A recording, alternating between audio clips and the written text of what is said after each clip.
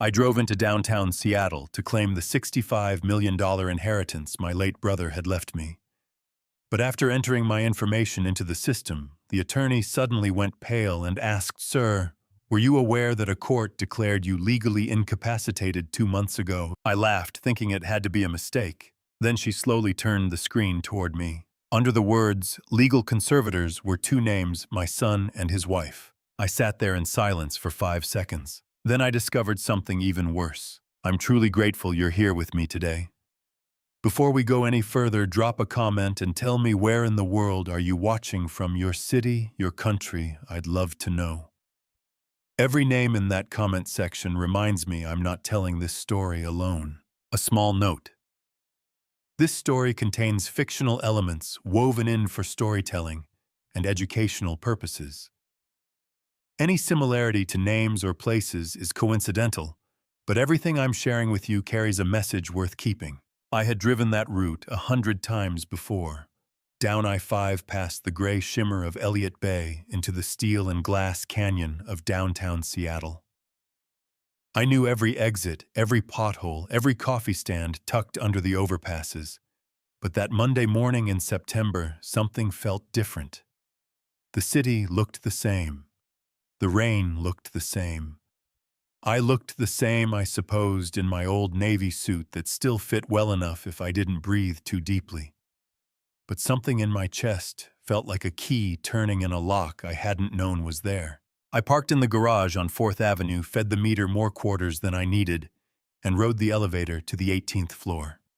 The law offices of Hartwell Estate Group occupied the whole floor, and the receptionist, a young woman with a warm smile, offered me coffee before I even said my name.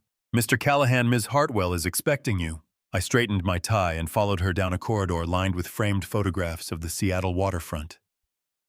Maggie Hartwell was already standing when I entered, a woman in her mid-50s with silver-streaked hair and reading glasses pushed up on her forehead like she'd forgotten they were there. She reached across the desk and shook my hand firmly. "Mr. Callahan, I'm glad you came in person. I'm sorry for the loss of your brother. Tom was a careful man. Everything he left behind reflects that." "He was," I said, settling into the chair across from her. "We didn't talk every week. But when we did, it mattered." My throat tightened on that last word. I swallowed it down. Maggie opened a folder and began walking me through the basics. Tom's estate had been filed in Multnomah County, Oregon, where he'd lived, but the primary beneficiary proceedings were being handled here in Washington at Tom's specific instruction. She explained that she'd been Tom's attorney for nearly a decade and that he'd updated his will twice in the past 2 years. Everything had been prepared with unusual care. "Unusual how?" I asked. She looked up over her glasses. "Most clients leave instructions. Tom left architecture. Every contingency mapped out. Every clause airtight." She almost smiled. "He told me once, 'Maggie, I've spent my whole career watching deals fall apart because people assumed things would go smoothly. I don't assume anything.'" That sounded exactly like Tom.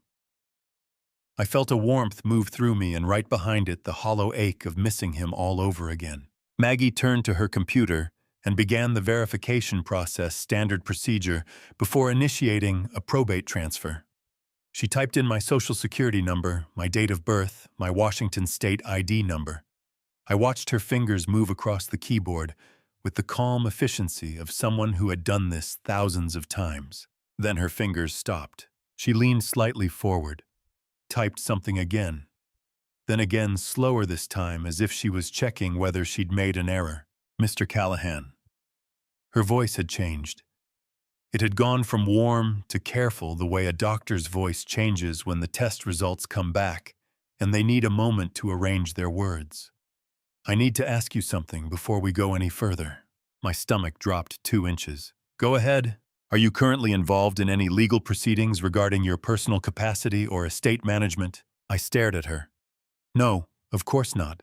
Why?" She turned the laptop screen slowly toward me. I leaned forward and read. The words were clear. The font was plain. There was no ambiguity in the language, not a single word I could convince myself I'd misunderstood.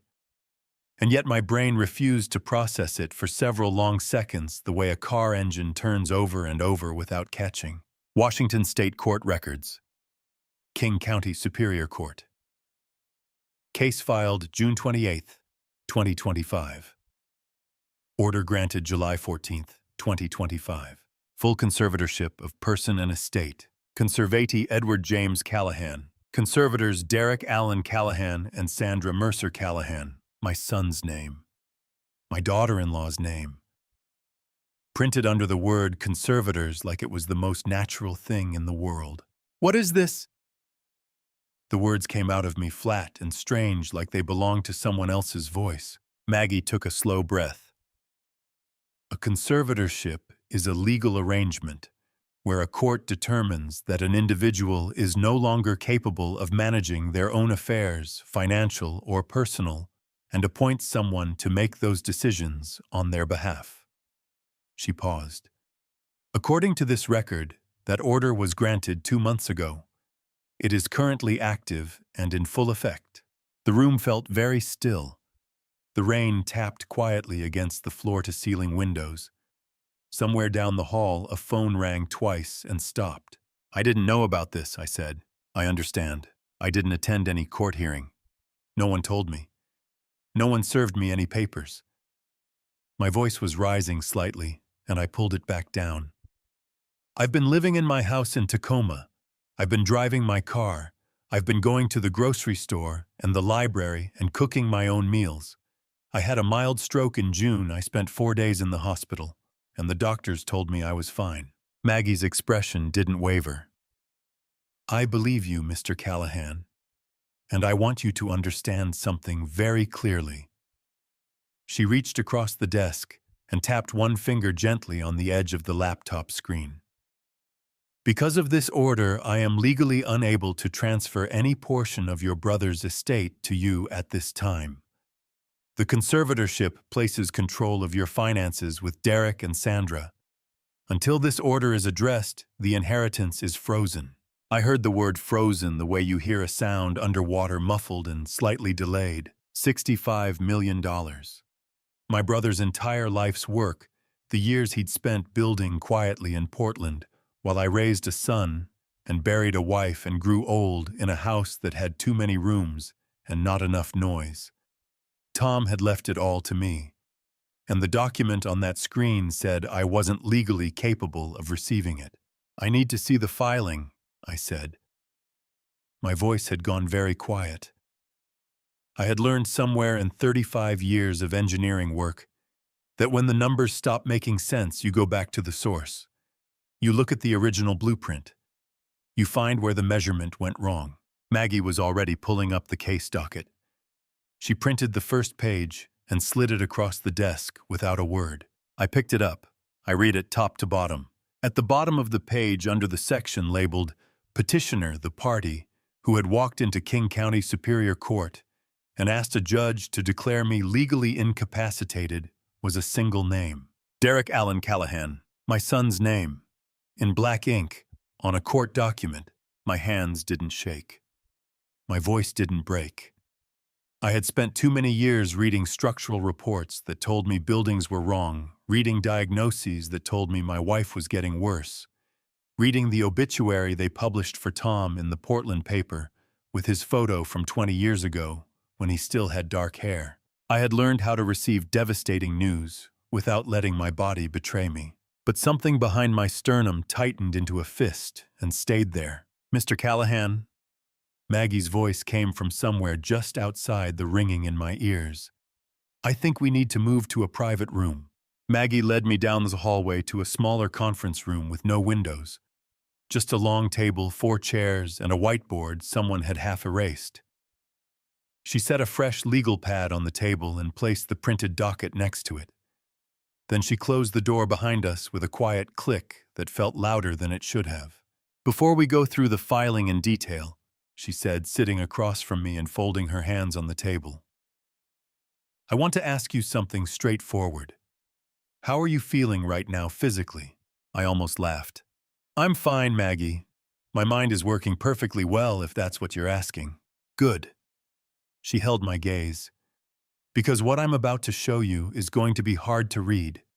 And I need you clear-headed, not because I doubt your capacity, but because what you're about to learn is going to require decisions, real ones. She opened the folder and began reading. The petition had been filed by Derek's attorney on June 28th, 3 weeks after I was discharged from Providence Medical Center. To petition for a conservatorship in Washington state, the filing party must submit a declaration explaining why the subject individual can no longer manage their own affairs, along with supporting medical documentation. Without that documentation, a judge won't even schedule a hearing. Derek's petition included a medical evaluation signed by a Dr. Raymond Foster, a neurologist in private practice in Seattle. Maggie read from the document aloud, and I listened to every word. Dr. Foster's report stated, and I am going to read this exactly as it was written, that I displayed, quote, significant cognitive decline consistent with early to moderate stage dementia. Patient is frequently disoriented to time and place. Patient is unable to independently manage complex financial instruments or legal obligations. Patient is susceptible to undue influence and financial exploitation. Patient presents an imminent risk of self-harm through financial mismanagement. End quote. The room was so quiet I could hear the ventilation system humming above us. I have never met a Dr. Raymond Foster in my life, I said. Maggie looked up from the page. I know. I have never been evaluated by him. No one called me. No one sent paperwork to my house. I did not consent to any neurological evaluation by that man or anyone other than my treating physician at Providence. Dr. Foster's evaluation appears to have taken place in a private outpatient setting, Maggie said carefully, on July 2nd, 12 days before the order was granted. July 2nd. I replayed that date in my mind. What had I done on July 2nd? I had gone for a walk along the waterfront trail in Tacoma. I had called my neighbor Bill to talk about the Mariners game. I had made a pot of lentil soup from the recipe Eleanor had written out on a note card 30 years ago, the one still stuck to my refrigerator with a magnet from Yellowstone. Sandra told me she'd found a specialist, I said slowly, the realization pulling itself together like smoke forming a shape. About 2 weeks after I came home from the hospital. She said there was a neurologist who was very good with post-stroke recovery. She offered to set up an appointment. I went alone. A man asked me some questions, had me count backward from 100, asked me the date. My jaw tightened. I thought it was a routine follow-up. Maggie set down the report. Mr. Callahan, did you sign anything at that appointment? I thought hard. An intake form, standard stuff. Name, insurance, emergency contact. Who was listed as your emergency contact? The answer came before I'd finished the question. Derek. Maggie wrote something on her legal pad. Then she turned to the next page in the folder and slid it toward me without comment. It was a financial asset declaration, a complete inventory of everything that now fell under the conservatorship. My checking and savings accounts at Northwest Federal. My brokerage account at Fidelity, the one I'd been adding to for 22 years. Every bonus, every side project, every disciplined monthly contribution since Eleanor died, and I had nothing else to do with extra money on a Saturday. My house on Birch Street in Tacoma, the one Eleanor and I bought for $212,000 when Derek was 8 years old, the one where I had painted every room twice and fixed every leaky faucet myself, and watched the maple tree in the backyard grow from a sapling we planted together into something tall enough to throw real shade. And my car. My truck, a 12-year-old Ford F-150 that I had maintained so carefully it still ran like a younger vehicle. All of it. Every single thing. Listed in neat rows under the heading, Assets Under Conservatorship Management. They took my house, I said. My voice came out low and rough like gravel underfoot. Legally, they have authority over it, yes, Maggie said. They cannot sell it without court approval, but they can make management decisions regarding it. Maintenance, insurance, utilities. I pressed my fingertips flat against the table. I needed to feel something solid. When was the hearing? I asked. Maggie turned back to the first page. July 11th. July 11th. I closed my eyes for exactly 2 seconds. On July 11th, I had been sitting on my back porch with a cup of coffee and a novel I'd been working through slowly all summer. A biography of a civil engineer who'd built bridges in the Pacific Northwest in the 1920s. I remember thinking the morning was unusually clear for July, the kind of sky you don't take for granted in Seattle. I had thought it is a good day. I had felt for the first time since the stroke genuinely rested. While I sat there thinking the sky was beautiful, my son stood in a courtroom 35 miles away and told a judge that his father could no longer be trusted to manage his own life. Was I represented? My voice cracked on the last word, and I didn't bother to hide it. Did anyone tell the court I hadn't been notified, that I hadn't agreed to any of this? Maggie set down her pen. In Washington state, when a conservatorship petition is filed, the respondent, meaning you must be formally served with notice. The records show that the notice was sent by certified mail. She paused. To an address on file with the court. The address listed was not your home on Birch Street. I stared at her. Then where? Callahan Pacific Realty. Your son's business address in Bellevue. The filing listed that address as your address of record. The court had no way of knowing it belonged to Derek himself. The fraud was in the paperwork, not visible from the bench. The heat moved up through my chest so fast I had to press it down before it reached my face. Derek's business address. The notice had gone to Derek's own office, and from there it had gone exactly nowhere. My hands resting on the table curled slowly inward. Maggie, I said, and I was surprised by how level my voice sounded. Who arranged that court filing? Was it Derek's idea? She met my eyes with a steadiness that told me she had been waiting for this question. The petition was filed by a family law attorney named Harrison Cole. The retainer was paid by Derek Callahan.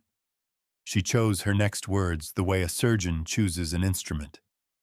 However, the level of legal sophistication in this filing, the specific statute citations, the structure of the medical evidence, the timing of every procedural step is not typical of a real estate developer who needed to call a lawyer. This has the fingerprints of someone with their own legal background. Sandra had been a real estate attorney before she left practice to run Derek's company. I didn't say it out loud. I didn't need to. The understanding moved through my body like cold water. What do I do now? I asked. Maggie picked up her pen, uncapped it, and wrote 2 words on the legal pad. Then she turned it to face me. Fight back. Here's what I can tell you right now, she said. Your brother's estate is protected by a clause in his will that I will explain to you in detail shortly. The $65 million is not accessible to Derek and Sandra regardless of the conservatorship. Tom made sure of that. Her voice softened by 1 degree, just 1. He told me once that you had a big heart, and sometimes that made you a target. He wanted to make sure that if anything ever happened, you would have something standing between you and the people who might try to take advantage of that. My eyes burned. I blinked hard. He never told me he was doing any of this, I said. No, Maggie said gently. That sounds about right for Tom. I left Maggie's office at 11:30 and sat in my truck in the parking garage for a long time before I started the engine.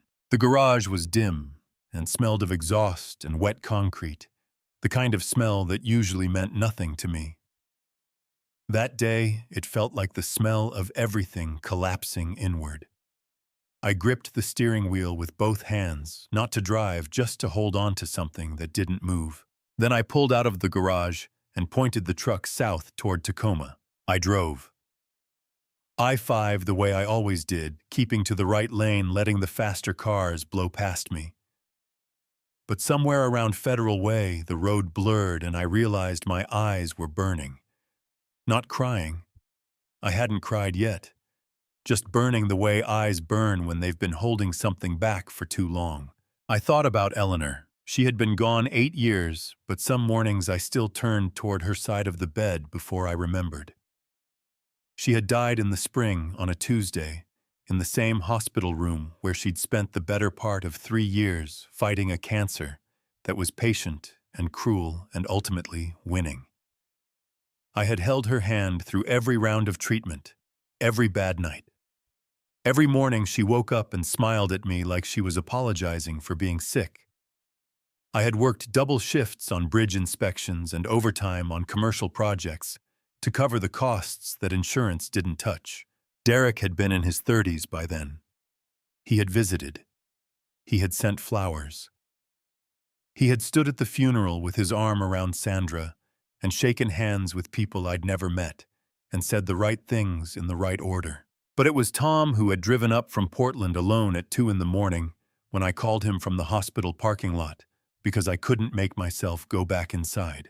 Tom had sat with me in that parking lot for 4 hours. He hadn't said much. That was Tom's way. He didn't fill silence with comfort. He didn't mean. He just stayed. And when the sky started to go gray around the edges, he said, "Let's go back in, Ed. She needs to hear your voice." My throat tightened so hard I had to breathe through it. I thought about Derek, about the boy he had been gap-toothed and loud, the kid who wanted to build forts in the backyard and argued about everything and cried at movies when he thought no one was looking. I had coached his Little League team for 3 seasons, even though I knew nothing about baseball and had to read the rule book twice a week to keep up. I had driven him to every college campus visit up and down the West Coast. I had written the check for his first year at UW without blinking, because Eleanor and I had saved for it since he was born. When he started his company, I had given him $200,000. Not a loan, a gift, because that's what fathers do. That's what I believed fathers were supposed to do. You trust people too easily, Tom had told me once years ago. We were fishing on Lake Cushman, the kind of afternoon where the water was so still it looked painted. I had just told him about giving Derek the money. "He's my son," I said. "I know he is. I'm not saying don't help him." Tom reeled in his line and cast it again. "I'm saying know what you're giving and to whom. You think I don't know my own son?" Tom looked at me with that particular expression. He had the one that meant he was choosing his words the way you choose footing on a wet slope. Carefully. "I think you know the son you want him to be. I'm not sure that's the same person." I had waved him off. I told him he was too cynical. I told him not everything was a transaction, and some people could just be trusted because they were family. Tom had reeled in his line again and not said another word about it. I had thought about that conversation maybe twice in the years that followed. I thought about it now, with the highway stretching out ahead of me and my son's name printed under the word petitioner on a King County court document. Tom had seen something I refused to see. And instead of pushing, instead of arguing, he had done the only thing he could do. He had quietly built a wall around me and hoped I would never need it. My chest felt like something had been hollowed out of it with a dull blade. I thought about the years after Eleanor passed. The house on Birch Street with too many rooms and the maple tree that had grown so tall its branches now scraped the gutters. The evenings I ate dinner alone at a table that seated 6. The mornings I made 2 cups of coffee out of habit and had to pour one down the sink. Derek and Sandra had been generous with invitations. Thanksgiving, Christmas, the occasional Sunday dinner. Sandra always cooked well and set the table properly and asked me polite questions about my health and my hobbies. Derek would talk about the business, about properties he was acquiring, about the market in Bellevue. It was all surface. It was all the shape of a relationship without any of the substance. But I had told myself that was enough. I had told myself that grown children had their own lives, and I was lucky to be included at all. I had been so determined not to be a burden that I had made it easy for them to overlook me entirely. The exit for Tacoma came up, and I took it automatically, muscle memory, carrying the truck through the familiar turns without me having to think. As I turned onto Birch Street, the maple tree came into view, its branches just beginning to show the first pale yellow of early September. I had planted that tree the year Derek was born. I pulled into the driveway and sat there with the engine running for a moment. Then I noticed the light in the front window. I was certain, absolutely certain, that I had turned off every light before I left that morning. 31 years of living in that house, and I had never once left a light burning when I went out. Eleanor had teased me about it. She used to say I was more careful about the electric bill than I was about my own blood pressure. I turned off the engine. Through the window I could see the warm glow of the living room lamp, the one by the armchair. Then I heard faintly through the glass the sound of a voice. Sandra's voice. My hand tightened on the door handle. Every nerve in my body went quiet and sharp at the same time, the way they used to when I was 20 years younger and standing under a structure I wasn't sure was safe. I got out of the truck. The front door was unlocked. I pushed it open, and the smell hit me first. Sandra's perfume, something expensive and floral, with a sharp undertone that had never belonged in this house. Eleanor had worn lavender. Simple, clean. The kind of scent that stayed with a room gently like a suggestion. Sandra's perfume announced itself. She was in the kitchen. I could hear the soft clatter of cabinet doors and the low murmur of her voice talking to someone on the phone. Derek was in the living room, standing with his back to me, looking at the photographs on the mantel. He was in his business clothes jacket, off shirt sleeves rolled to the elbow. He looked relaxed. He looked like a man who was exactly where he was supposed to be. He turned when he heard me come in, and his face broke into a wide, easy smile. Dad. Hey, there you are. He crossed the room in 3 steps and clapped me on the shoulder. We figured you'd be tired after dealing with all that lawyer stuff. Sandra wanted to make sure you had dinner waiting. I looked at my son's face. The open expression. The familiar set of his jaw so much like Eleanor's that it had always made me ache a little. I thought of the word petitioner printed in black ink on a court document with his signature beneath it. That's thoughtful, I said. Sandra came out of the kitchen, drying her hands on a dish towel. Her phone tucked away, her smile warm and practiced. She was a handsome woman, always put together, the kind of person who never seemed caught off guard. She leaned in and kissed my cheek. You look tired, Ed. Sit down. I made chicken and rice, nothing fancy. Thank you, I said. I sat in the armchair by the window, the one that had been mine for 3 decades, the one where I read every evening and where Eleanor used to tuck her feet under her on the opposite end of the sofa. I sat in it and felt for the first time like a guest in my own home. Derek dropped onto the sofa across from me, relaxed as a man on vacation. So how'd it go, Tom's lawyer? What was she like? Professional, I said. Thorough. Did she give you a timeline for the estate transfer? I watched his face as he asked it. His eyes were steady, his tone easy, the question delivered with the practiced casualness of someone who had rehearsed how not to seem too interested. She said there are some things to sort through first, I said. These things take time. Derek nodded, leaning back, draping one arm along the top of the sofa cushion. Sure. Estates are complicated. Tom was a private guy, probably had all kinds of stuff to untangle. He paused. She mentioned any rough numbers, just ballpark. My stomach turned over, but I kept my face still as a pond with no wind. She wasn't specific, I said.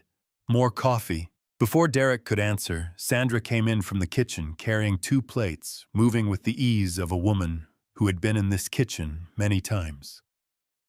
She set a plate on the coffee table in front of Derek and one on the side table next to my chair. Then she settled onto the sofa beside her husband, close her knee touching his, and looked at me with an expression of gentle, practiced concern. How are you feeling, Ed, honestly? You drove all the way downtown and back, that's a lot for a Monday. I'm 72, not 102, I said pleasantly. She smiled. I know that. You're sharper than men half your age. We just worry." She tilted her head slightly. The meeting went smoothly, no complications. There it was. Not the question itself, which was reasonable enough on the surface. It was the word complications. It was the slight forward lean of her shoulders when she asked it. It was the way her eyes didn't quite match the warm casualness of her voice. She was asking whether I had found out. I looked at my chicken and rice and picked up my fork. "Smooth as anything," I said. Sandra sat back fractionally.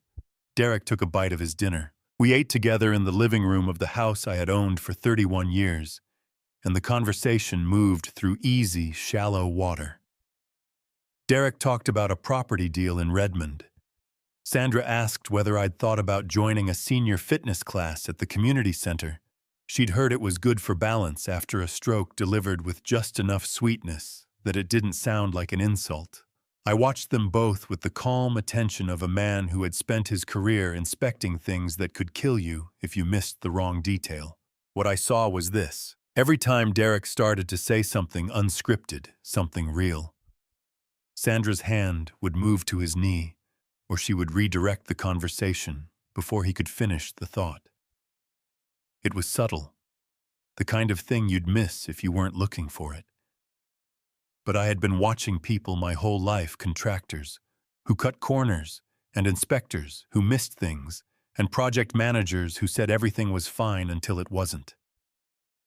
I knew the difference between a man leading and a man being led. Derek was not the one driving this. After dinner, Sandra gathered the plates with cheerful efficiency and disappeared into the kitchen. Derek stayed on the sofa, and for a moment, it was just the two of us, the way it used to be when he was small, and I would sit with him after his mother had gone to bed. "Dad," he started. I just want you to know." He leaned forward, elbows on his knees, and his voice dropped to something that almost sounded like the boy he used to be. "Sandra and we've been worried about you. Since the stroke, we just want to make sure you're taken care of." My fork hand had gone very still on the armrest. I could feel my pulse in my fingertips. Taken care of. The same language as the court document. The same language as the conservatorship filing that listed my house, my savings, my truck, my entire life under the category of things that needed managing because I was no longer capable. I looked at my son. He looked back at me with genuine seeming concern in his eyes, and I tried to find somewhere in his face the boy who had cried at the end of Field of Dreams and thought I hadn't noticed. "I know you worry," I said carefully. "I appreciate it." Derek nodded, relieved. He sat back. Sandra appeared in the doorway, coat over her arm. "We should get going, sweetheart. Early morning tomorrow." She looked at me. "Call us if you need anything, Ed, day or night." "I will," I said. I walked them to the door. I watched Derek's taillights disappear down Birch Street. I closed the door and stood in the entryway, listening to the house settle around me, that familiar creak of the floorboards near the kitchen, the faint tick of the radiator. Then I walked to my bedroom. My desk was against the far wall, the old oak one I'd had since before Derek was born. The top drawer was slightly open, maybe a quarter inch, just enough that the brass handle wasn't flush with the face of the drawer. I stood there staring at it with my heart hammering in my chest. I had not left that drawer open. I had opened it that morning to find my insurance card before I drove downtown, and I had closed it the way I always closed everything, all the way until the latch caught. 31 years in this house, and I had never once left that drawer open. Someone had been in it. I pulled it open slowly. My insurance card was still there. My spare checkbook. The small envelope of emergency cash I kept folded under a rubber band. Everything appeared to be in place. But someone had looked. I sat down on the edge of the bed, the same bed I had slept in for 31 years, in the same house that a court document said now belonged in every practical sense to my son and his wife. And for the first time since that morning, I let the full weight of what was happening settle onto my shoulders. They had been in my home while I was in a hospital bed. They had arranged for a doctor I had never met to sign a document, declaring me incompetent. They had stood in a courtroom and told a judge I couldn't be trusted to manage my own life. And then they had come over tonight with dinner and warmth and concern and sat in my living room asking me whether my meeting had gone smoothly. My hands were trembling against my knees, not from fear, from something older and quieter and far more painful than fear. I reached over to the nightstand and picked up the small framed photograph I kept there. Eleanor on our wedding day laughing at something just outside the frame, her eyes bright with the particular joy of a woman who didn't know yet how much her life was going to ask of her. I held the photograph, and I thought she would have known. Eleanor would have seen through it the first evening. She had always been the one who read people clearly, who saw past the surface to the shape of what was underneath. I had relied on her for that for 38 years. I had been relying on the memory of her ever since she was gone. And now I was sitting alone in a house that was no longer fully mine, holding her photograph, and understanding for the first time in my 72 years that some things you cannot afford to trust your heart alone to carry. I sat on the edge of my bed for a long time that night, the photograph of Eleanor face down on the nightstand, because I couldn't look at her and think clearly at the same time. The drawer. That open drawer kept pulling my mind back like a fishhook. And then something else started pulling. A different thread. The kind of thread you don't want to pull because you already know it's attached to something that will unravel everything. I thought about June 3rd. I had woken up that Tuesday morning, and the left side of my face felt wrong. Not painful exactly, more like the feeling when your foot falls asleep, that pins and needles absence of sensation, except it was my cheekbone and my jaw and the corner of my mouth. I stood in front of the bathroom mirror and told myself it was nothing. I told myself I had slept on it funny. Then I tried to smile, and the left side of my face didn't move the way it was supposed to. I drove myself to Providence Medical Center because I didn't want to worry anyone. That was the reason I gave myself at the time.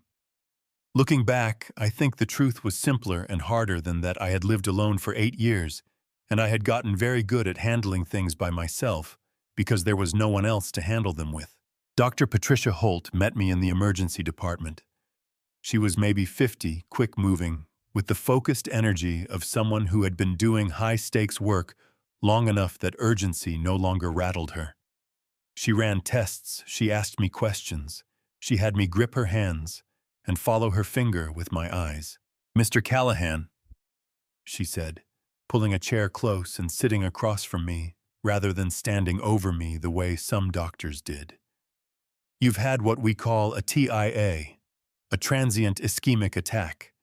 In plain language, it's a brief interruption in blood flow to part of your brain.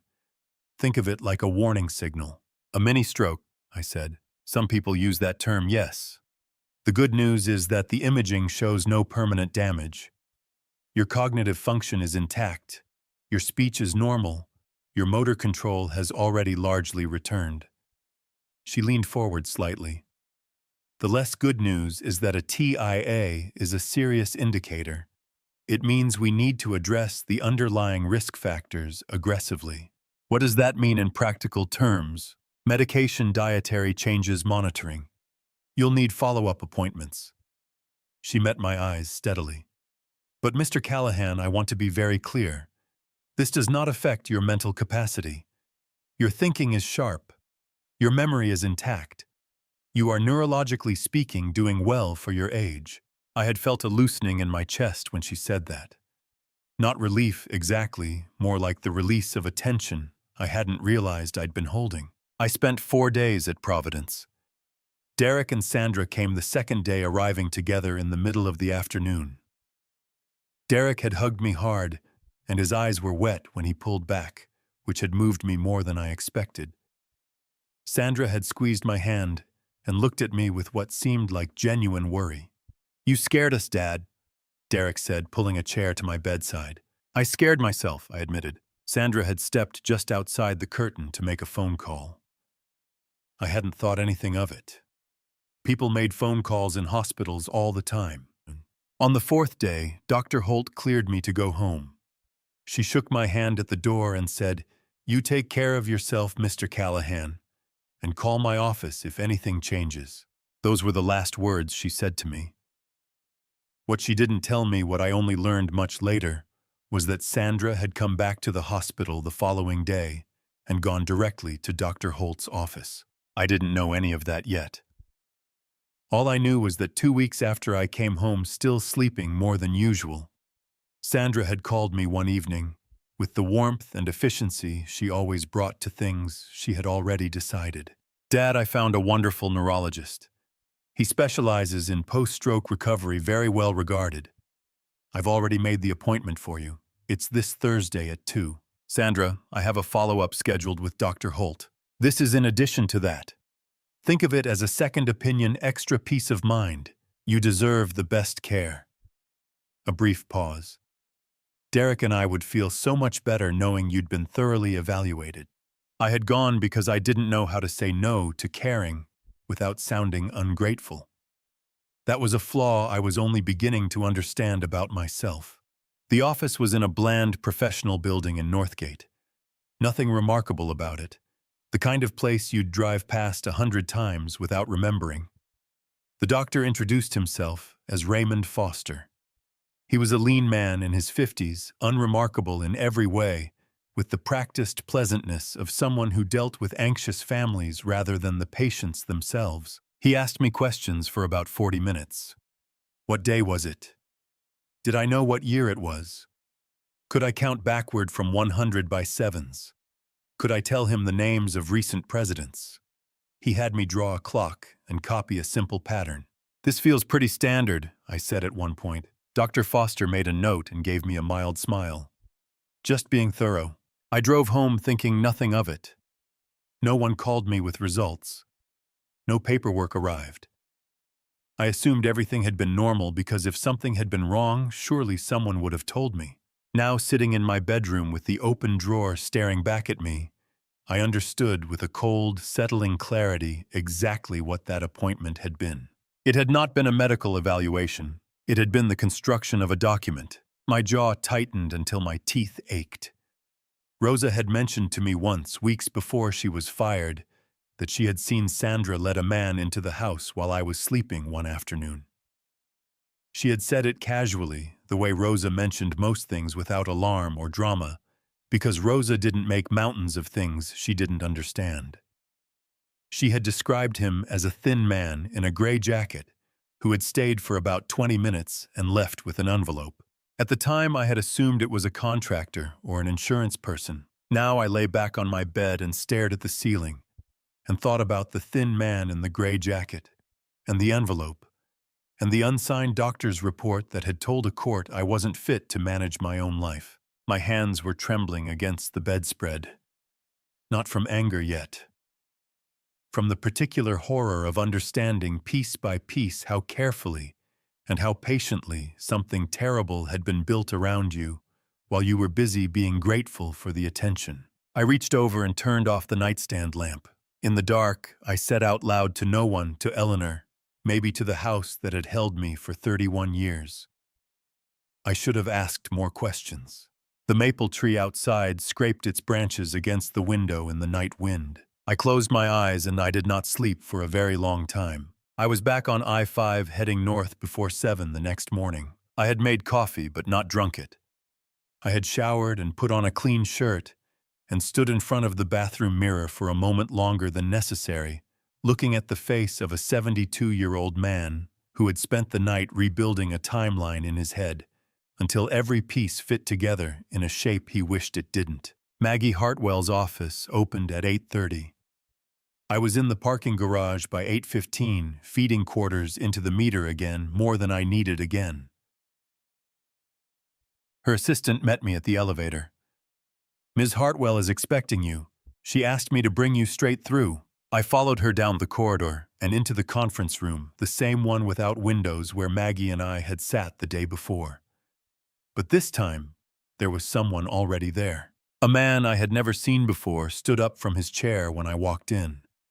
He was in his mid-60s, solidly built, with white hair cropped close, and the kind of broad, weathered hands that came from decades of physical work. He was wearing a plain, dark jacket, and he held a manila envelope in both hands, loosely, the way you hold something you've been trusted with.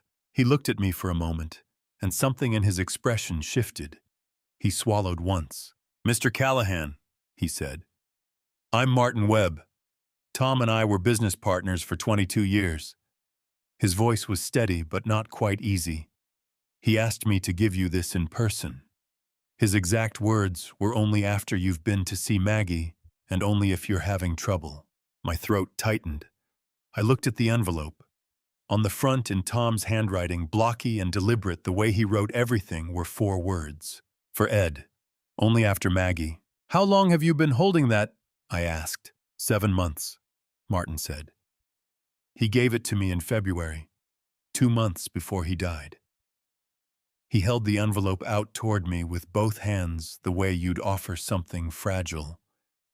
He made me promise I'd deliver it myself. He said the mail wasn't to be trusted with certain things. I took the envelope. The paper was heavier than I expected, thick bond, the kind Tom always used for anything he considered important. I turned it over. The back flap was sealed with red wax and Tom's initials pressed into it. He had a seal, an old-fashioned thing he'd bought at an antique market in Portland 20 years ago. He had used it exactly once before, on a letter he sent Eleanor when she was sick. A letter she had read and then folded and placed in her jewelry box and never shown me. I broke the seal and opened it carefully. Inside were 4 pages handwritten on Tom's yellow legal pad paper, the pale blue lines slightly wavy from the pressure of his pen. His handwriting had always been strong, but here the letters were slightly uneven, in places the hand of a man who was ill and knew it and was writing carefully to compensate. I pulled out the first page and started reading. Maggie had taken a chair at the far end of the table. Martin Webb sat down too quietly, giving me space. Tom began with no preamble because that was Tom. "Ed, if you're reading this, then something went wrong and Maggie is already involved, which means you're not alone. Good. Stay close to her. I need to tell you some things I should have said out loud a long time ago and didn't, because you and I both know I've never been good at saying the hard things directly. You always had enough softness for both of us. I was the one who kept the spreadsheets, and you were the one who kept the people. I used to think that was a fair division. I'm not sure I still do. Here is what I know about Derek. 3 years ago, Martin discovered that someone had been making inquiries into the structure of my business holdings. Not public information. Internal details that would only be available through someone with a relationship to me or through financial surveillance. When Martin traced it as far as he could, the inquiry originated from an IP address in Bellevue, Washington. I have no proof that it was Derek. I want to be fair, but I have enough to be worried. What I do know is that his company is in serious financial difficulty. I know this not from gossip, but from public filings, and from 2 separate people in the Pacific Northwest real estate community who mentioned it independently. I don't know the extent of it, but I know he needs money, and I know he knows I have it, and I know that when a man needs money badly enough, he starts looking at what's around him differently. I wanted to warn you directly, but every time I tried, I thought about how you would look at me. That expression you get, Ed, the one that's patient, and a little sad, like you're waiting for me to stop being suspicious of people and come back to the world the rest of us live in. I couldn't bear to see that expression. So I did what I always do when I can't say the words. I built something instead. What I've built will protect you. Maggie knows the details. Trust her completely. But I need you to hear this from me, brother to brother, with no legal language around it. Watch your family. I don't mean watch them the way you watch strangers. I mean watch them the way you watch a structure you're not sure is safe. Look at the load points.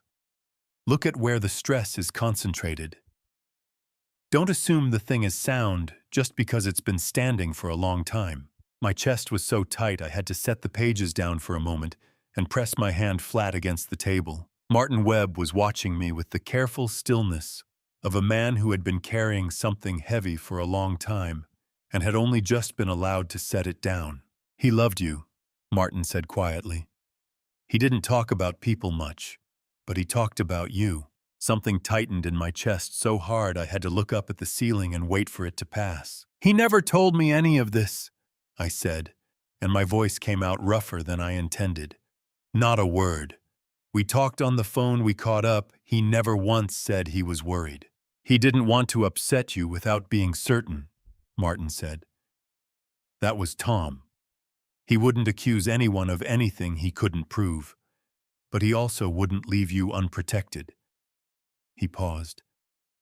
He said the last time I saw him that he hoped he was wrong about all of it, that he hoped you'd go to Maggie's office and everything would be completely straightforward, and this envelope would never need to be opened. I picked up the pages again and read to the last paragraph. One more thing, Ed. There is money I haven't told you about, more than you know.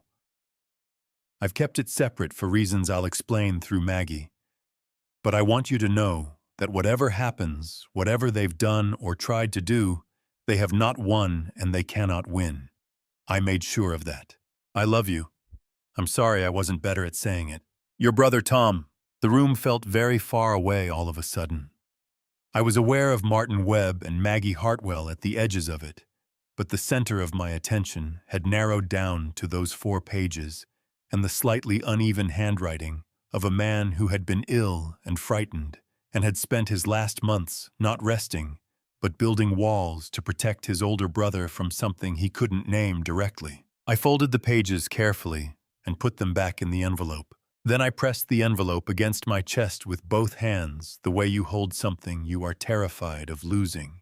Tom said there's more money, I said. My voice was barely above a whisper. He said Maggie knows. She does, Martin confirmed.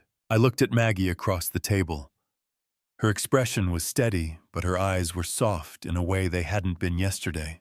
Before we talk about that, she said gently, there's something else. I made a call last night. She folded her hands on the table. I think it's time you met someone.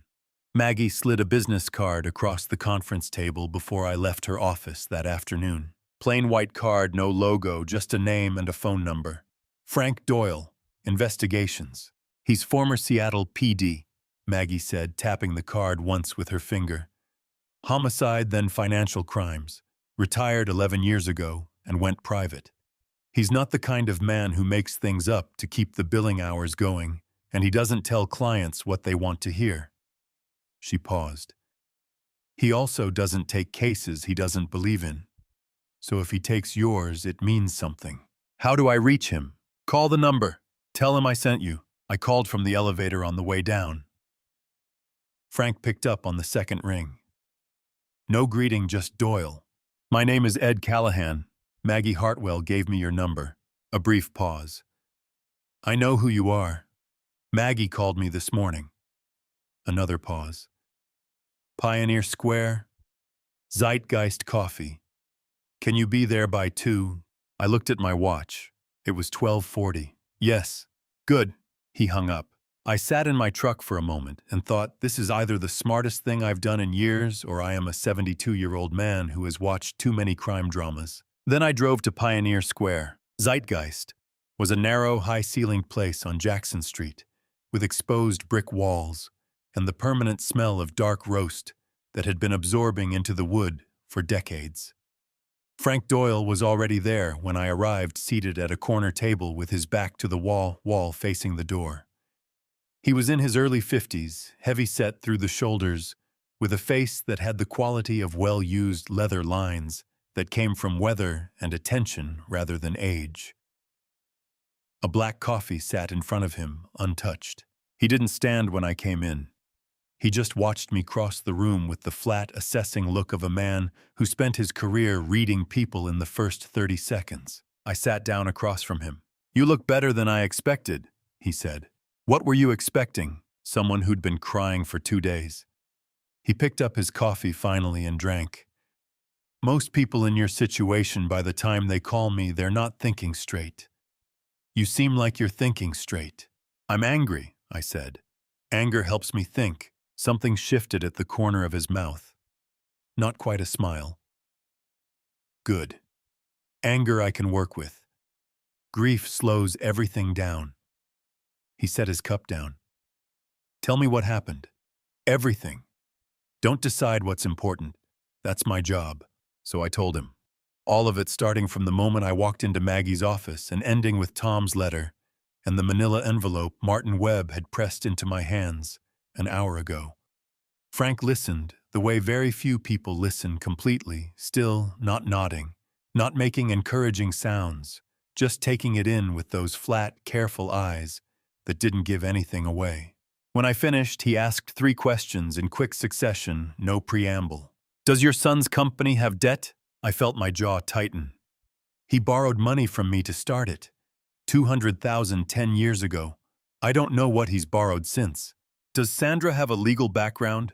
She was a real estate attorney before she left practice. Frank's eyes sharpened by 1 degree. When did she leave practice? Around the time Derek's company got started. She said she wanted to help him build it. He wrote something on a small notepad. Anyone in your household been replaced or removed recently? My chest contracted. My housekeeper, Rosa Gutierrez. She's been with me 18 years. Sandra called me 3 weeks ago and told me they were letting her go, that they were, and I'm quoting here, restructuring the household budget as part of their management responsibilities. Frank set his pen down. He looked at me steadily. Mr. Callahan, he said, removing a long-term household employee immediately after a conservatorship takes effect is not a budget decision. That is someone eliminating a witness. The words landed like something physical. My hands pressed flat against the table. Rosa saw things. I said, my voice dropping low. She mentioned a man who came to the house while I was resting. Thin man, gray jacket. Sandra let him in. He stayed 20 minutes. He left with an envelope. Frank wrote that down too. Description consistent with a process server or a document courier. Could also be Foster himself. He looked up. Did Rosa say anything else? Anything that seemed minor at the time. I thought hard. My mind went back to the weeks after the hospital, the quiet afternoons in the house on Birch Street, Rosa moving through the rooms with the steady familiarity of someone who had learned every corner of the place. She had mentioned something once casually, the way Rosa mentioned most things. She said she found a business card on Sandra's side of the table in the living room. I said slowly. While she was cleaning. She mentioned it because it seemed out of place. Sandra doesn't usually leave things lying around. She said it was a doctor's name. Frank's pen stopped moving. Do you remember the name? His voice had gone very quiet and precise. I didn't pay attention at the time. My throat tightened. But I know the name now. Raymond Foster. Frank sat back in his chair. He exhaled through his nose slowly, the way a man exhales when a theory he's been building in his head just got confirmed. Here's what I can offer you, he said. I work legally. Public records, financial filings, location surveillance in public spaces, digital forensics through licensed partners. I don't break into anything. I don't tap phones. I don't manufacture evidence. I don't have to. He held my gaze.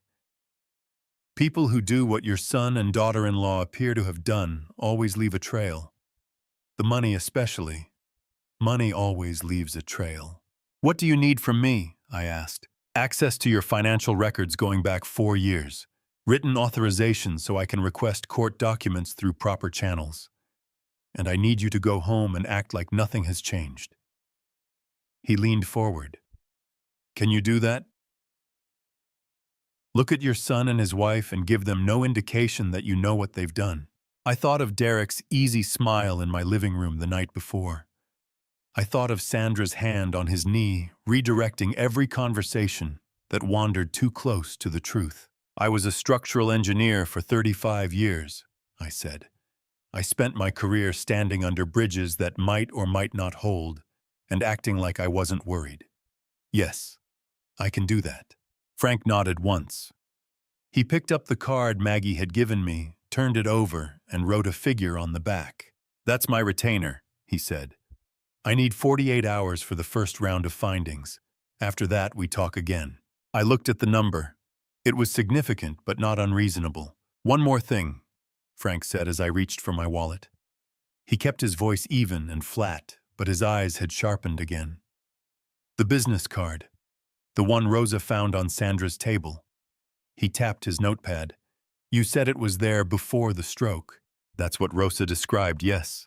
Which means Sandra had Foster's contact information before you were ever admitted to the hospital." He let that settle for exactly 2 seconds. "They weren't finding a specialist to help you recover Mr. Callahan. They already had one picked out. They were just waiting for the right moment to use him." My stomach turned over hard enough that I had to breathe carefully through it. I left Zeitgeist at 3:15 and stood on the sidewalk in the thin September sunshine, with the noise of Pioneer Square moving around me and the specific nauseating clarity of a man who has just had the last piece of a puzzle placed in front of him and can finally see the whole picture. It was not a picture I wanted to see, but I had been looking away from hard things my whole life, and look where that had gotten me. 2 days passed. I went home. I cooked my meals and walked my usual route along the waterfront trail and called Derek on Thursday afternoon to ask about nothing in particular, the way a father calls a son, and listened to his voice for any sign that he knew something had shifted. He sounded easy and warm and completely normal, which told me either he had no idea I had hired an investigator or he was a better actor than I had given him credit for. I had not yet decided which possibility disturbed me more. Thursday morning, my phone rang at 7:45. It was Maggie. "Ed." Her voice had that careful quality again, the one I was learning to recognize, the register she used when she was holding something she needed to place gently. "There's someone here who came in this morning without an appointment. She asked for me specifically. She says she worked for you." A brief pause. "Her name is Rosa Gutierrez. She's been sitting in our waiting room for 40 minutes, and she won't leave until she speaks to someone connected to your case. I think you should come." I was on I-5 within 20 minutes. Rosa was sitting in the corner of Maggie's waiting room when I came through the door, and the sight of her made my chest seize up in a way I hadn't expected. She was 61 years old, and she had worked in my house since Derek was still living at home, since Eleanor was alive, and the kitchen was full of noise on Sunday mornings. She had the kind of steady, undemonstrative presence that you stopped noticing after a while, the way you stopped noticing the walls of a room you loved, until suddenly you were in a different room and you understood what had been holding everything up. She looked smaller than I remembered. Her dark hair had more gray in it than the last time I'd seen her, and her hands folded tightly in her lap around a brown paper bag were trembling slightly. When she saw me come through the door, her face crumpled. "Mr. Callahan." Her voice broke on the second word. She stood up fast and pressed one hand over her mouth, her eyes filling immediately, the tears coming before she could stop them. "I'm so sorry. I didn't know what to do. I was so scared, and I didn't know who to call. And then I read about a case in the paper, a family doing something similar to an old man in Spokane, and I thought, I have to go. I have to go now." I crossed the room in 4 steps and took both her hands in mine. They were ice cold and shaking. "Rosa," I said, and I kept my voice as steady as I could, even though my own throat had gone thick. "You're here now. That's what matters. You came." She shook her head, hard tears running freely down her face. "They fired me, and I didn't understand why. I had done nothing wrong. 18 years Mr. Callahan and Sandra called me on a Tuesday morning and told me my services were no longer needed and there would be a check in the mail." Her voice rose and broke again. "I thought maybe I had done something. I thought maybe I was too old or too slow, and I went home and I cried for 2 days because that house was "It was your home too," I said quietly. My own eyes were burning fiercely. "I know that, Rosa. I always knew that." She pressed her lips together and gathered herself with visible effort, the way a strong woman gathers herself when she has decided that crying is finished and action is what is needed now. She reached into the brown paper bag she was holding and pulled out a small flash drive, plain black, the kind you buy in a pack of 5 at any office supply store. She held it out to me in her palm. "Before I left," she said, her voice steadier now, "I made copies. I didn't know if they meant anything. I just knew they felt wrong." She looked at me directly. "There was a man who came to the house while you were resting. I told you about him once, the thin man in the gray jacket. What I didn't tell you because I didn't understand it at the time was that Sandra was very nervous that day. She kept checking the front window before he arrived. She let him in herself, which was unusual, because Sandra always made me answer the door." Rosa's jaw tightened. "I heard her say everything is exactly as we discussed, and he left with a large envelope." Maggie had come quietly into the waiting room and was standing near the doorway. She looked at the flash drive in Rosa's palm, then at me.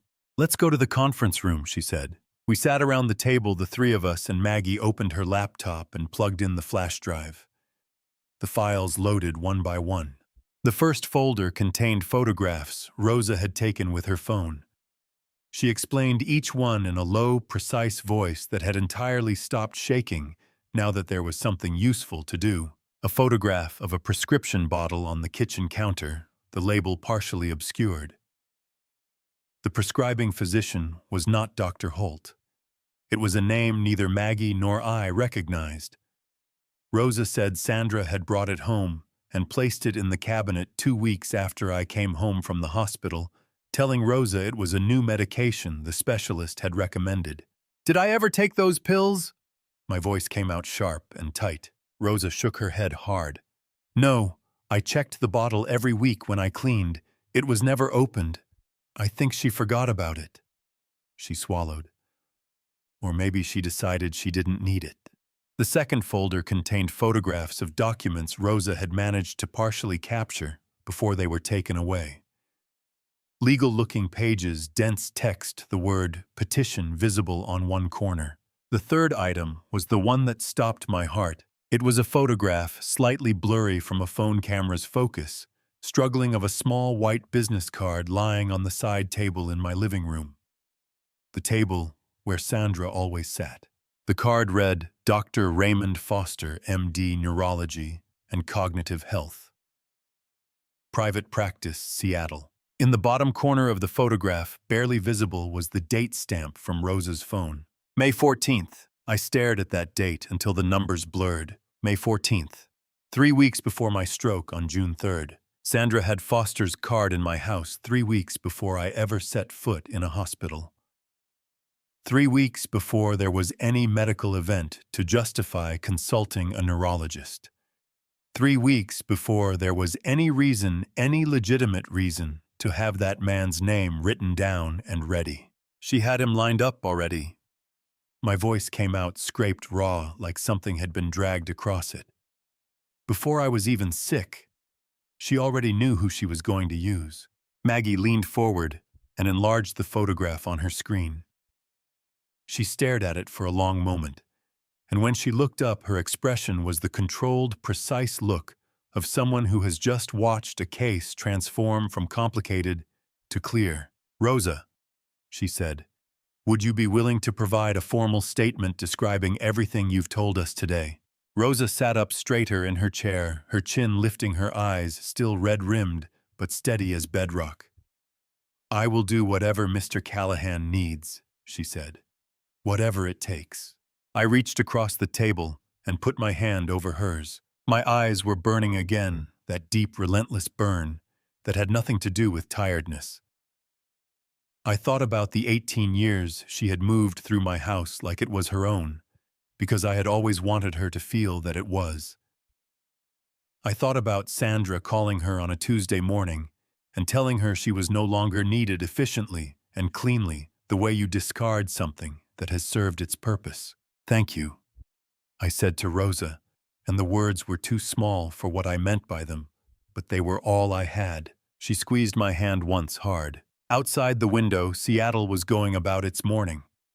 ferries crossing the Sound, coffee shops filling up, people moving through their ordinary days with no idea that in a conference room on the 18th floor of a building on 4th Avenue, a 72-year-old man was looking at a photograph of a business card dated 3 weeks before his stroke and understanding with absolute and devastating clarity that the people he had trusted most had been preparing to destroy him long before they had any reason to believe they would succeed. I'm about to show you exactly how deep this went, and I promise the numbers will shock you. But before I do, leave a "still here" in the comments. 3 words. It lets me know you've stayed with this old man long enough to deserve the truth. Fair warning. What follows includes some fictional elements woven in for narrative purpose. Not every detail is drawn from life if you'd rather not continue. There's no judgment in walking away.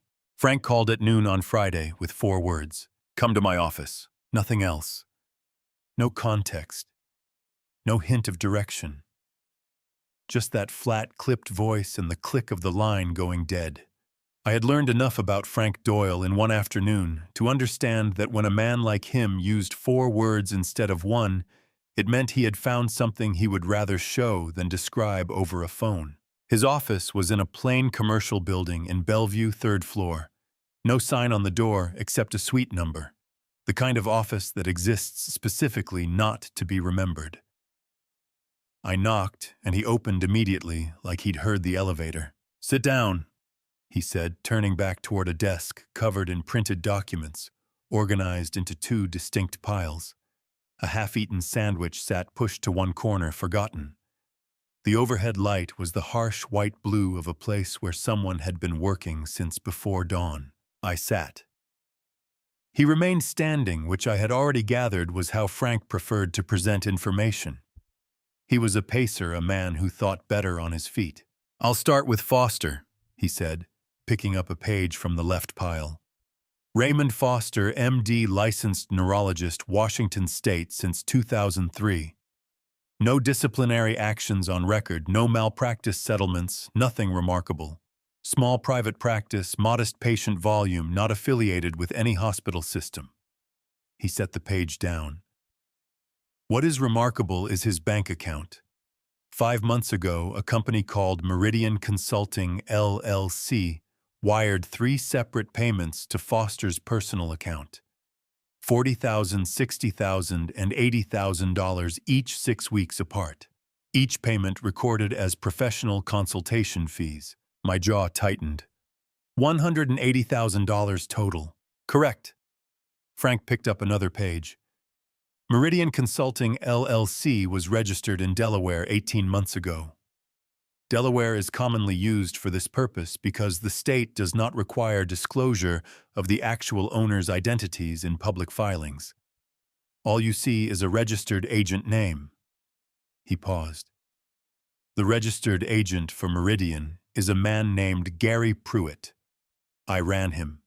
He has no professional background in consulting, no business history, no digital footprint of any substance.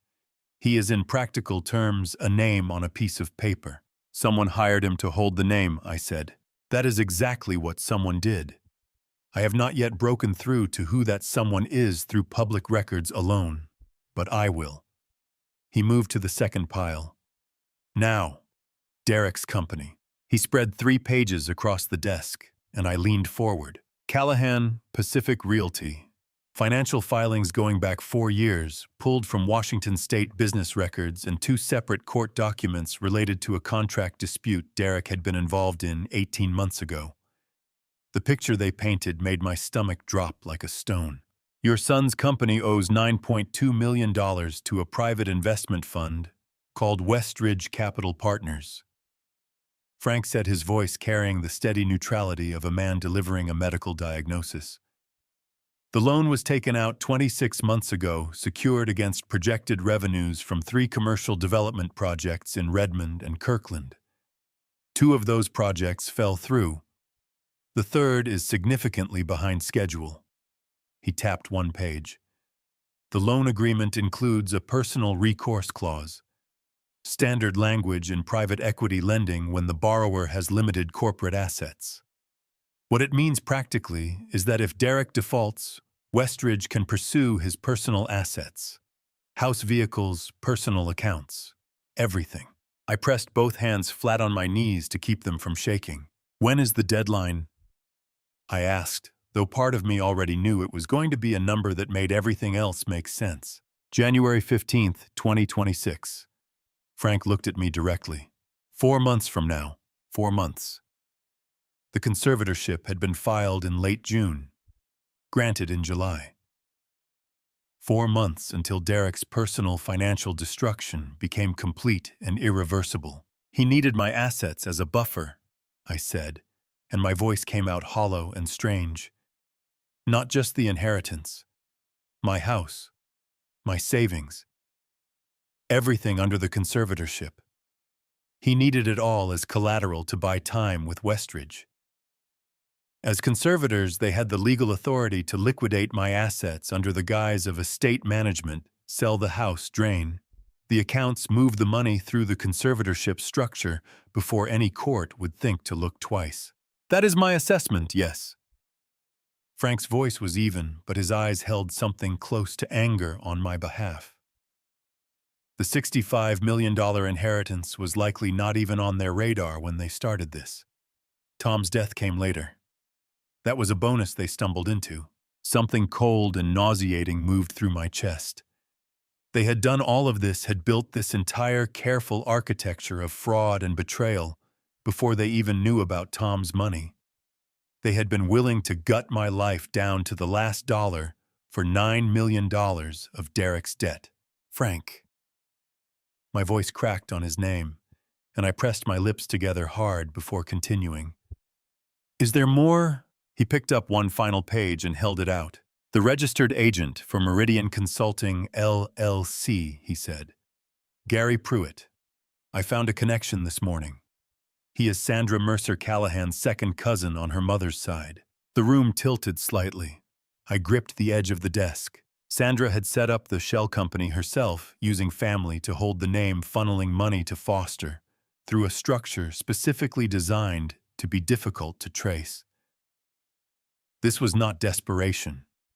This was not a man drowning in debt, making a panicked decision. This was a lawyer who had left practice but never stopped thinking, like one building a mechanism piece by piece with the patience of someone who had decided the outcome before she ever started the construction. What do I do with all of this? I asked. Frank gathered the pages into a single stack and clipped them together. You give it to Maggie, he said, and then you let me keep pulling the thread, because there is always more thread. The second week arrived the way second weeks do in hard situations, not with any particular drama, but with the slow, grinding accumulation of information that forces you to keep revising the picture you thought you already understood.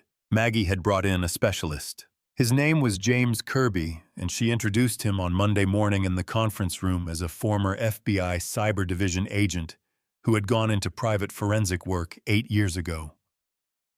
He was younger than I expected, maybe early 40s, lean and unhurried with the particular stillness of someone who spent most of their working life looking at screens. He shook my hand with a brief, firm grip and went straight to setting up his equipment without small talk, which I respected immediately. Mr. Callahan, he said, not looking up from his laptop. Maggie tells me your son had a company-issued phone that was replaced 6 months ago. The old device was returned to the company and has been sitting in a storage drawer since. We obtained it through a court-ordered subpoena the judge granted last week as part of the civil proceedings. He glanced up then. Signal is designed to be secure. Messages auto-delete. Under normal circumstances, you would recover nothing. He paused. These are not normal circumstances. The phone was never factory reset before it was put in the drawer. That means fragments of data that Signal marked for deletion were never fully overwritten. I recovered approximately 60 to 70% of a 3-month conversation window. My heart was beating faster than I would have liked. Between Derek and who, an unregistered prepaid number, No name attached. Kirby tapped a key, and the wall-mounted screen at the end of the conference table lit up. But I'll let you read what came through. The messages appeared in two columns, gray bubbles on one side, blue on the other. Timestamps, all from a period beginning 4 months before my stroke. Derek's message, gray. If Dad has another health episode, how long does the whole process take? The prepaid number, blue, depends on the medical documentation. With the right doctor, 6 to 8 weeks from petition to approval. Derek, and if he figures out something happened. Blue, he won't. Not until it's complete. That's the entire point of how we're doing this. Derek, okay. That was all Derek wrote. Just okay. One word. Carrying the weight of everything. My throat closed so tightly, it physically hurt. I swallowed against it once, twice, and pressed my thumb and forefinger hard against the bridge of my nose because my eyes were burning with a heat I refused to let become tears in front of these people. Not yet. Another health episode, I said, and my voice came out rougher than gravel. They were waiting for me to get sick. Maggie leaned forward, her elbows on the table, her voice careful and measured. Ed, the stroke wasn't caused by them. There's no evidence of that. But this message confirms that they had the plan ready and waiting. They needed a moment of vulnerability. The stroke gave them one. I thought about the morning of June 3rd. The strange numbness in my face. Driving myself to Providence because I didn't want to be a bother. Lying in a hospital bed for 4 days thinking how grateful I was that Derek and Sandra had come, how good it was to have family nearby. All the while, Sandra had Foster's card in her purse. All the while, the machinery was already assembled. All they needed was for me to be weak enough just once, just briefly, and they were ready to move. My fist came down on the table, not hard enough to be dramatic, just enough to give the anger somewhere to go. Kirby glanced up briefly and then looked back at his screen with the discretion of a professional. There's more, Kirby said. He scrolled down. This one is later, about 2 weeks before the conservatorship was filed. Derek Gray, Sandra says we need to move before the end of the month. Blue. The filing is ready. Foster's report is signed. I just need you to confirm you want to proceed. Derek, yeah, let's do it. The room felt smaller than it had a moment before. The overhead lights seemed sharper and colder. Let's do it, I repeated quietly. My chest ached like something structural had given way inside it. He said, let's do it. I had coached that boy's Little League team. I had written the check for his university education without a single moment of hesitation. I had given him $200,000 and called it a gift because I wanted him to have every advantage I could provide.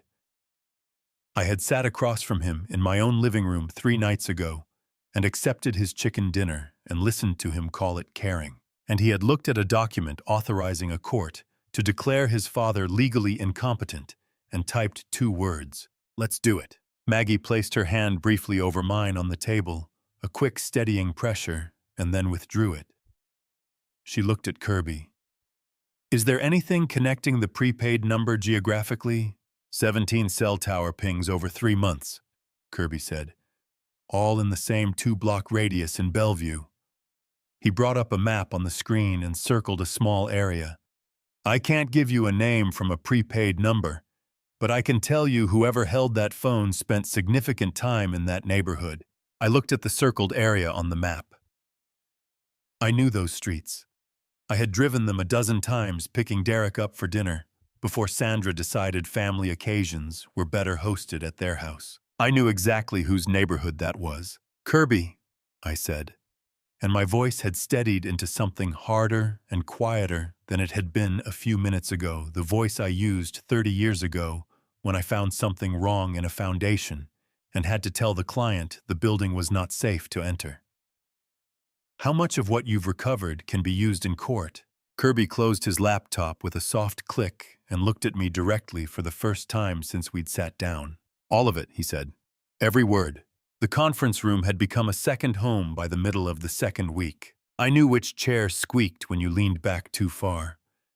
I knew Maggie kept a box of tissues in the cabinet under the whiteboard, and that she refilled the coffee maker at 10 and again at 2. I knew the particular quality of light that came through the frosted glass partition in the afternoon, diffuse and gray, the color of Seattle, thinking hard about something. Kirby was already at his laptop when I arrived that Tuesday morning, 2 empty paper cups beside him, and a third in his hand. He looked like a man who had not entirely slept. "I got into the company server," he said without looking up. "Derek's business email. The court order came through yesterday morning, and I've been running recovery on deleted files since 4 a.m. He set his cup down and finally looked at me. "You should sit down for this one." I sat. Maggie came in a minute later with Frank behind her, Frank carrying his own coffee and a legal pad. They settled into chairs on either side of me. The screen at the end of the table lit up again. "I'm going to show you a chain of emails," Kirby said. They were deleted from Derek's inbox approximately 3 weeks after the conservatorship was granted. Whoever deleted them apparently didn't know that the company's email server keeps a backup archive for 90 days before purging. He almost smiled. Expensive lesson. The first email appeared on screen. Sent from Sandra's personal email address to a legal consulting firm in Portland. The subject line read, "Estate Planning Inquiry Sensitive." The date was 14 months ago, 3 months before Tom died. I leaned forward and read every word. Sandra had written to the consulting firm asking for a detailed breakdown of the Washington state conservatorship process, specifically, the medical documentation requirements, the timeline from petition to approval, and the standard grounds for challenging a granted order. She had framed it as academic interest, a former attorney staying current on elder law developments. She was researching it over a year ago, I said. My voice came out flat and precise the way a structural report comes out flat and precise when the news is that the load-bearing wall has been compromised. Before Tom died, before there was any inheritance to speak of, before any of it, Frank confirmed. This wasn't opportunistic. This was a project with a research phase. Kirby scrolled to the next email. This one was between Sandra and Derek 4 months before my stroke. Sandra's words filled the screen in clean, businesslike sentences that made my stomach turn over. "I've spoken with Foster. He understands what's needed.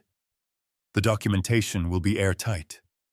Patricia Holt at Providence is a problem she treated Dad after the TIA, and her records clearly show normal cognition. We need our own evaluation on file to counter hers. Foster will handle that. I've also drafted the petition. Harrison reviewed it and says it's solid. When the time comes, we move fast. 2 weeks from filing to hearing if everything goes smoothly." Derek's reply was 4 words long. "Whatever you think is best." My hands flat on the table were trembling. Not visibly, I hoped, but I could feel it in my palms, a fine vibration like a bridge cable under too much tension. "Whatever you think is best," I repeated, and my voice cracked right down the middle on the last word. He didn't ask what she was planning. He didn't ask what it would do to me. He just "whatever you think is best." Maggie's hand came down briefly on my forearm. "Just for a second. Just enough. Keep reading," she said gently. "There's more." The next email was Sandra to Harrison Cole, Derek's attorney. She had drafted the petition herself, every section, every statutory citation, the medical evidence summary, the asset inventory. Harrison had made 3 minor edits and signed his name to it. The email from Sandra to Harrison ended with "Derek will sign wherever needed. He doesn't need to understand all the details. He doesn't need to understand all the details." I had to press my lips together so hard, they went white. My chest was burning with something that was not quite grief and not quite rage, but lived in the territory between them, a feeling so big and so old that it had no clean name. "She wrote the whole thing," I said.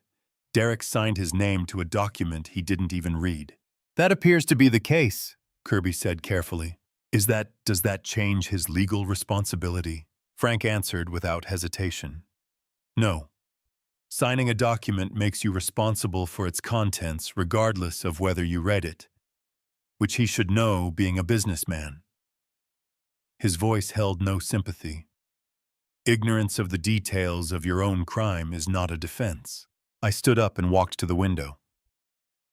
Seattle spread out below the same city it always was, ferries and traffic and gray water, and the mountains visible on the horizon when the clouds permitted. I pressed one hand flat against the glass and let the cold of it move up through my palm. Behind me, Kirby said, "There's one last email. You should see this one." I turned back, on screen, Sandra, to an unknown recipient through an encrypted service 2 days after the conservatorship was granted. Phase 1 complete. Assets secured. Waiting on Tom's estate to clear probate before we know the full picture. Derek is manageable.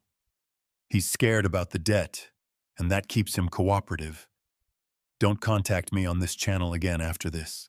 Manageable. She had described her own husband, the same way she might describe a difficult contractor or a slow-moving permit process. Manageable.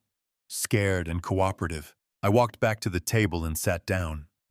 My legs felt unreliable in a way I did not like. "Frank," I said quietly. Tom's letter mentioned he'd hired someone to check whether his finances were being monitored. Did you find anything in his records? Frank opened his legal pad. Tom hired a cybersecurity firm out of Portland 14 months ago.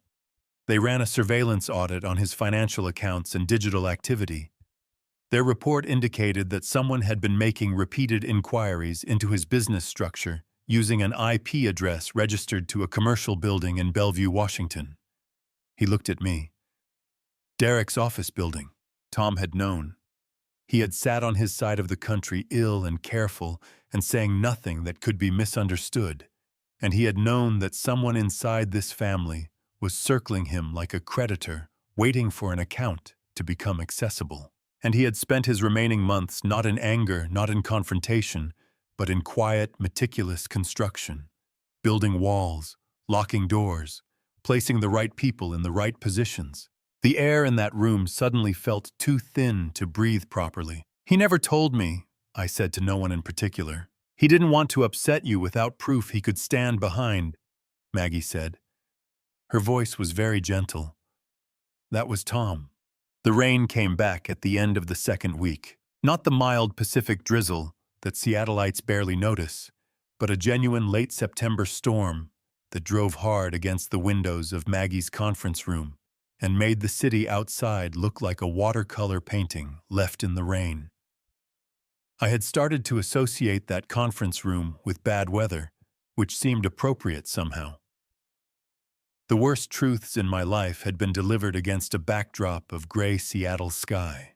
Maggie was at her laptop when I arrived that Friday morning, and the expression on her face was the particular one I had come to recognize as there is something new, and it is not simple. "I got a call yesterday afternoon," she said, turning the laptop toward me. On screen was a video call window open and waiting. Dr. Patricia Holt reached out to my office. She said she'd been following a news article about a conservatorship fraud case in King County, and she recognized the names involved. Maggie paused. "She treated you at Providence after the TIA ed. She said she has something she's been holding on to for 3 months, and she couldn't keep holding it." My heart rate jumped. "Put her through." Maggie clicked, and the screen filled with the image of a woman in her early 50s seated at a desk in what looked like a hospital office. Dr. Patricia Holt had the direct, unhurried manner of someone who had spent decades in emergency medicine, the kind of person who had seen enough real crises to have no patience for manufactured ones. Her dark hair was streaked with silver, and she wore her hospital badge clipped to the lapel of a white coat. "Mr. Callahan," she said, leaning slightly forward, "I want to apologize. I should have reached out sooner. I talked myself out of it more than once." Her jaw tightened. "That was wrong of me, and I'm sorry for it." "Tell me what happened," I said. My voice was steadier than I felt. Dr. Holt folded her hands on the desk in front of her, a gesture that looked like a deliberate effort to keep them composed. "About 2 weeks after you were discharged," she said, "Sandra Mercer Callahan came to my office. She didn't have an appointment. She told the front desk she was following up on a family member's care, which is a common enough reason that they let her through." Dr. Holt's eyes hardened slightly. She sat down across from me, very composed, very polite, and she said she wanted to discuss your long-term cognitive monitoring. She said the family was concerned that the TIA might have had effects that weren't immediately visible, and they wanted to be proactive. "That sounds reasonable on its face," I said, though every nerve in my body was tightening. "It did," Dr. Holt agreed. "Right up until she told me what she actually wanted. She asked me to add a notation to your medical record indicating that you had shown signs of confusion during your admission. Difficulty with dates, some disorientation, possible memory gaps." Her voice went flat and hard. "Mr. Callahan, you showed none of those things. Your cognition was entirely intact from the moment you arrived. I documented that clearly. What she was asking me to do was falsify a medical record." My stomach dropped clean through the floor. "What did you say to her?" My hands gripped the edge of the table. Dr. Holt lifted her chin slightly. "I told her no. I told her that your records reflected your actual condition, and that I would not alter them under any circumstances." She paused. She didn't argue. She didn't raise her voice. She just stood up, thanked me for my time, and walked out. Dr. Holt's jaw tightened. 3 days later, I received an anonymous email. It was sent from a temporary address completely untraceable. It said that a formal complaint had been filed with the Washington Medical Commission alleging that I had engaged in inappropriate patient contact and breached confidentiality protocols. Her voice stayed steady, but her hands gripped each other more tightly on the desk. The allegations were completely fabricated. But a complaint to the medical commission is serious. It triggers a review process that can take months and costs significant money to defend even when you've done nothing wrong. The rage that moved through me at that moment was so cold and clean it felt almost like calm. "She threatened your career," I said, "because you refused to lie about mine." "Yes." Dr. Holt met my eyes through the screen without flinching. "I printed that email the day I received it. I put it in a file. And every week since then I have thought about picking up the phone. And every week I talked myself into waiting because I wasn't certain it was connected, because I didn't want to cause trouble, because I told myself maybe I had misread the situation." Her voice finally cracked just slightly on the last few words. "I misread nothing, and I should have called the moment it happened. I am sorry, Mr. Callahan. I am genuinely sorry." My throat was so tight it hurt. "Dr. Holt," I said, and I had to stop and clear my throat before I could continue. "You said no to her when you didn't have to. You kept that email when most people would have deleted it and tried to forget. That took courage. Please don't apologize for the timing." She pressed her lips together and nodded once sharply, the nod of someone accepting something difficult. Maggie leaned toward the camera. "Dr. Holt, would you be willing to provide a formal statement and submit that email as evidence in the conservatorship proceedings?" "I've already had it notarized," Dr. Holt said.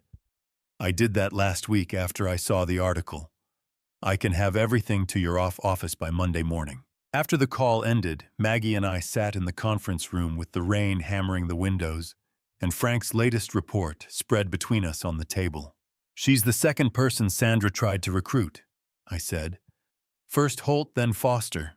Holt said no and got threatened. Foster said yes and got paid. Which tells us Sandra had a method," Maggie said. "She didn't improvise. She went through a selection process. She found someone she could buy, and she made sure anyone she couldn't buy was neutralized." I thought about Tom's letter. "I've made sure the right people will be in the right places when you need them." Dr. Holt had said no and kept the proof. Rosa had copied the documents and kept the flash drive. Tom had prepared the protections and kept the faith. All these people holding things in their hands for months, waiting for the moment when the truth would need somewhere to go. I stood up and walked to the window. The storm outside was beginning to ease slightly, the hard driving rain softening toward the familiar Seattle mist. On the whiteboard behind me, Maggie had been building a timeline for 2 weeks, each piece of evidence pinned to its date with a red marker. It was getting very full. "Maggie," I said, watching the rain thin against the glass. "How much more do we need?" She considered for exactly 3 seconds. "One more thing," she said. "We need someone to look at you and tell a court in language no one can dispute that you are exactly who you have always been." She paused. "I think I know who that person is, and I think Tom knew too." The elevator doors opened onto the 4th floor, and I stepped out into a hallway that smelled faintly of antiseptic and fresh coffee. My chest was already tight. I had not slept well. Every time I closed my eyes the night before, I kept seeing Sandra's handwriting on those petition pages, neat, precise, deliberate. The handwriting of someone who had planned this for a long, long time. Maggie walked beside me, her heels clicking steadily against the polished floor. She had dressed sharply today, navy blazer, a no-nonsense expression, and I was grateful for it. I needed someone steady beside me. "How are you feeling?" she asked, glancing sideways at me. "Like a man who's about to prove he still has a mind," I said, and I meant it to sound confident. It came out a little rough around the edges. Maggie put a hand briefly on my arm. "You do have a mind, Ed. That's exactly what today is for." Dr. Carolyn Walsh's office was at the end of the hall. She was already standing at the door when we arrived, mid-50s, silver hair pulled back cleanly, reading glasses pushed up on her forehead. She had the kind of calm that reminded me of structural engineers I used to know. People who had seen buildings stressed to their limits and knew exactly where the cracks were. "Mr. Callahan," she said, extending her hand. Her grip was firm. "I'm Dr. Walsh. I've reviewed the petition and the attached medical report filed by Dr. Foster. I want you to know I work independently. I answer to the court, not to any party. That's all I'm asking for." I said, my voice steady, even though my hands were not. I clasped them together in front of me, willing the trembling to stop. She led us into a wide, well-lit room. No hospital bed, just a broad desk, 2 chairs facing it, and a window overlooking Puget Sound. The water out there was gray and wide and calm. I focused on it. "Before we begin," Dr. Walsh said, setting a yellow legal pad on her desk, "I want to explain what today's evaluation covers. We'll test orientation, short-term and long-term memory processing speed, executive function, and language recall. This is a standard neuropsychological battery, the same one used in court-admissible capacity assessments across Washington state."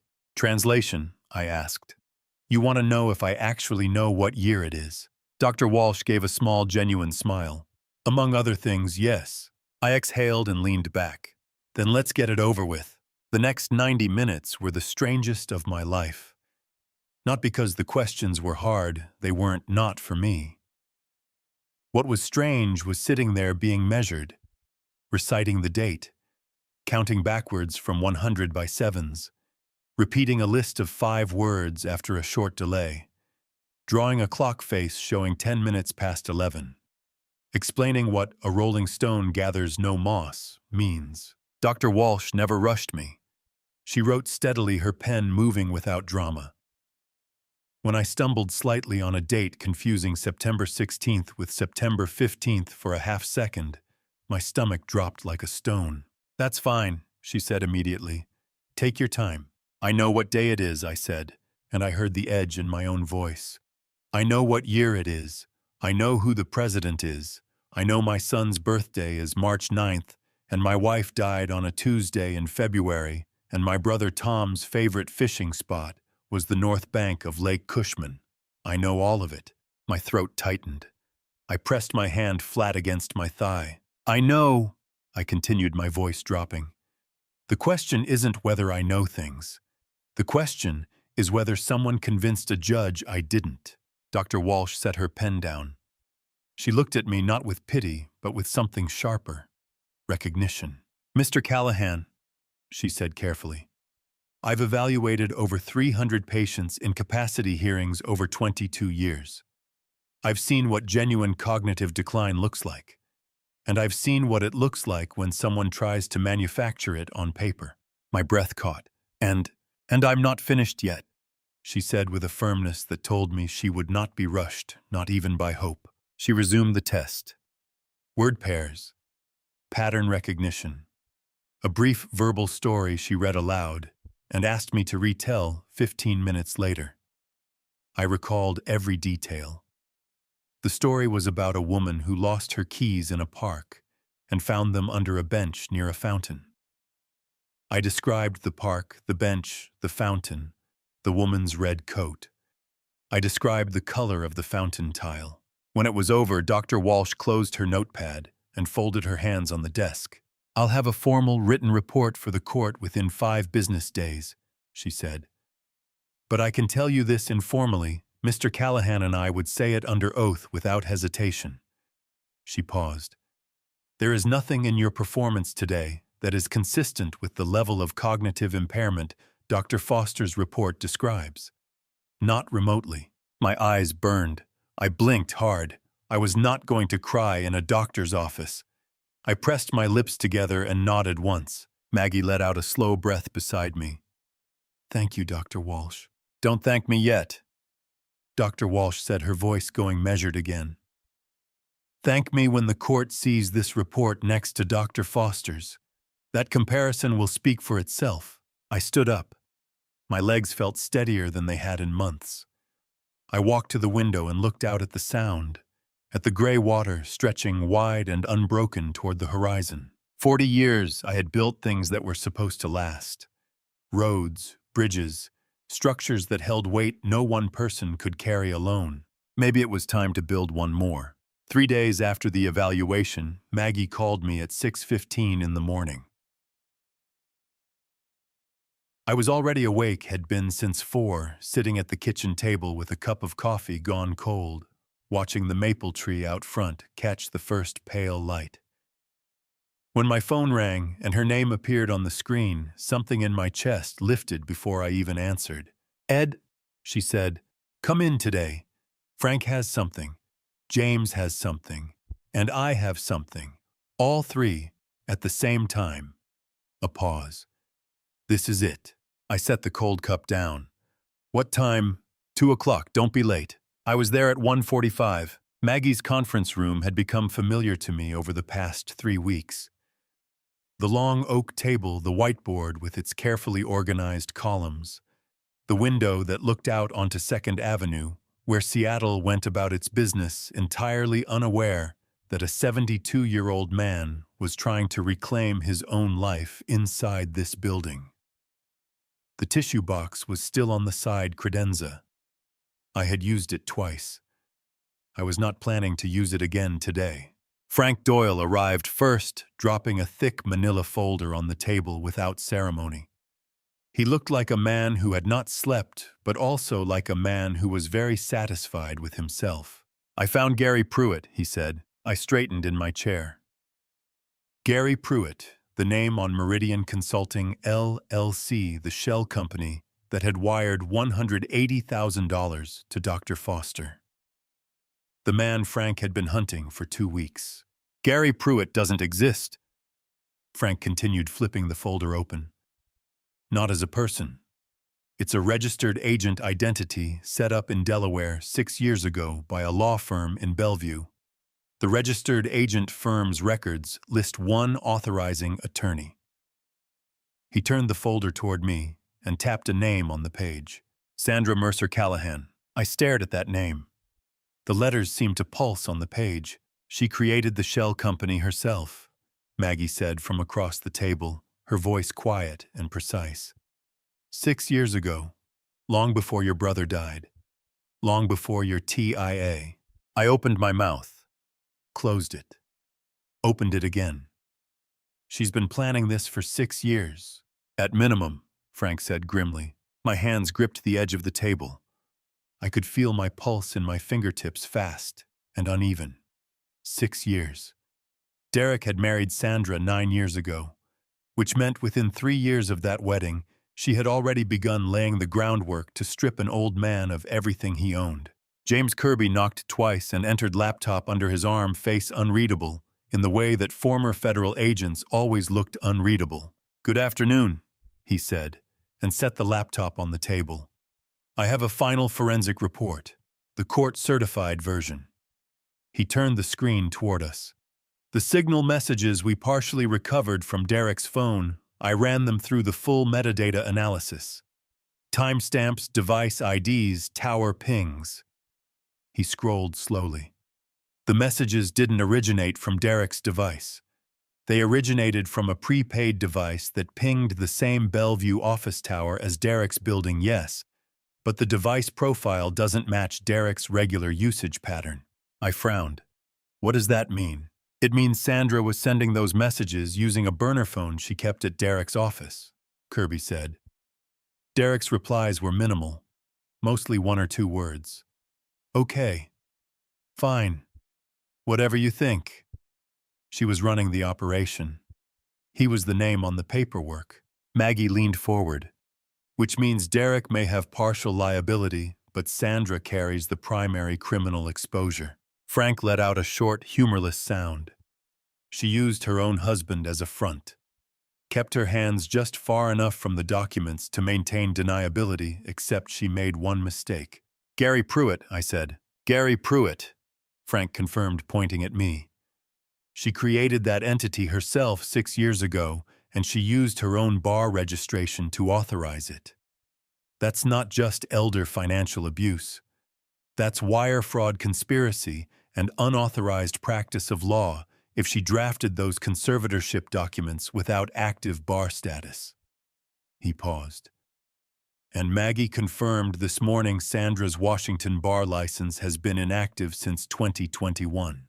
The room went absolutely electric. "She drafted the petition," Maggie said, her voice harder than I had ever heard it, "while unlicensed. That invalidates the filing on its face and adds an additional criminal charge." I pushed back my chair and stood up. I needed to move. My whole body was humming with something that was not quite anger and not quite relief. It was more like the feeling I used to get when the final load calculation confirmed a bridge would hold. That clean, bone-deep certainty that the structure was sound. "What happens now?" I asked, my voice rough. Maggie stood too, and when she looked at me, her eyes were bright. "Now," she said, "we file. Monday morning, King County Superior Court. Motion to vacate the conservatorship order on grounds of fraud upon the court, forged medical documentation, and filing by an unlicensed attorney. We attach Dr. Walsh's report, Kirby's forensic analysis, Frank's Pruitt findings, Rose's flash drive, and Dr. Holt's preserved threat email." She let out a controlled breath.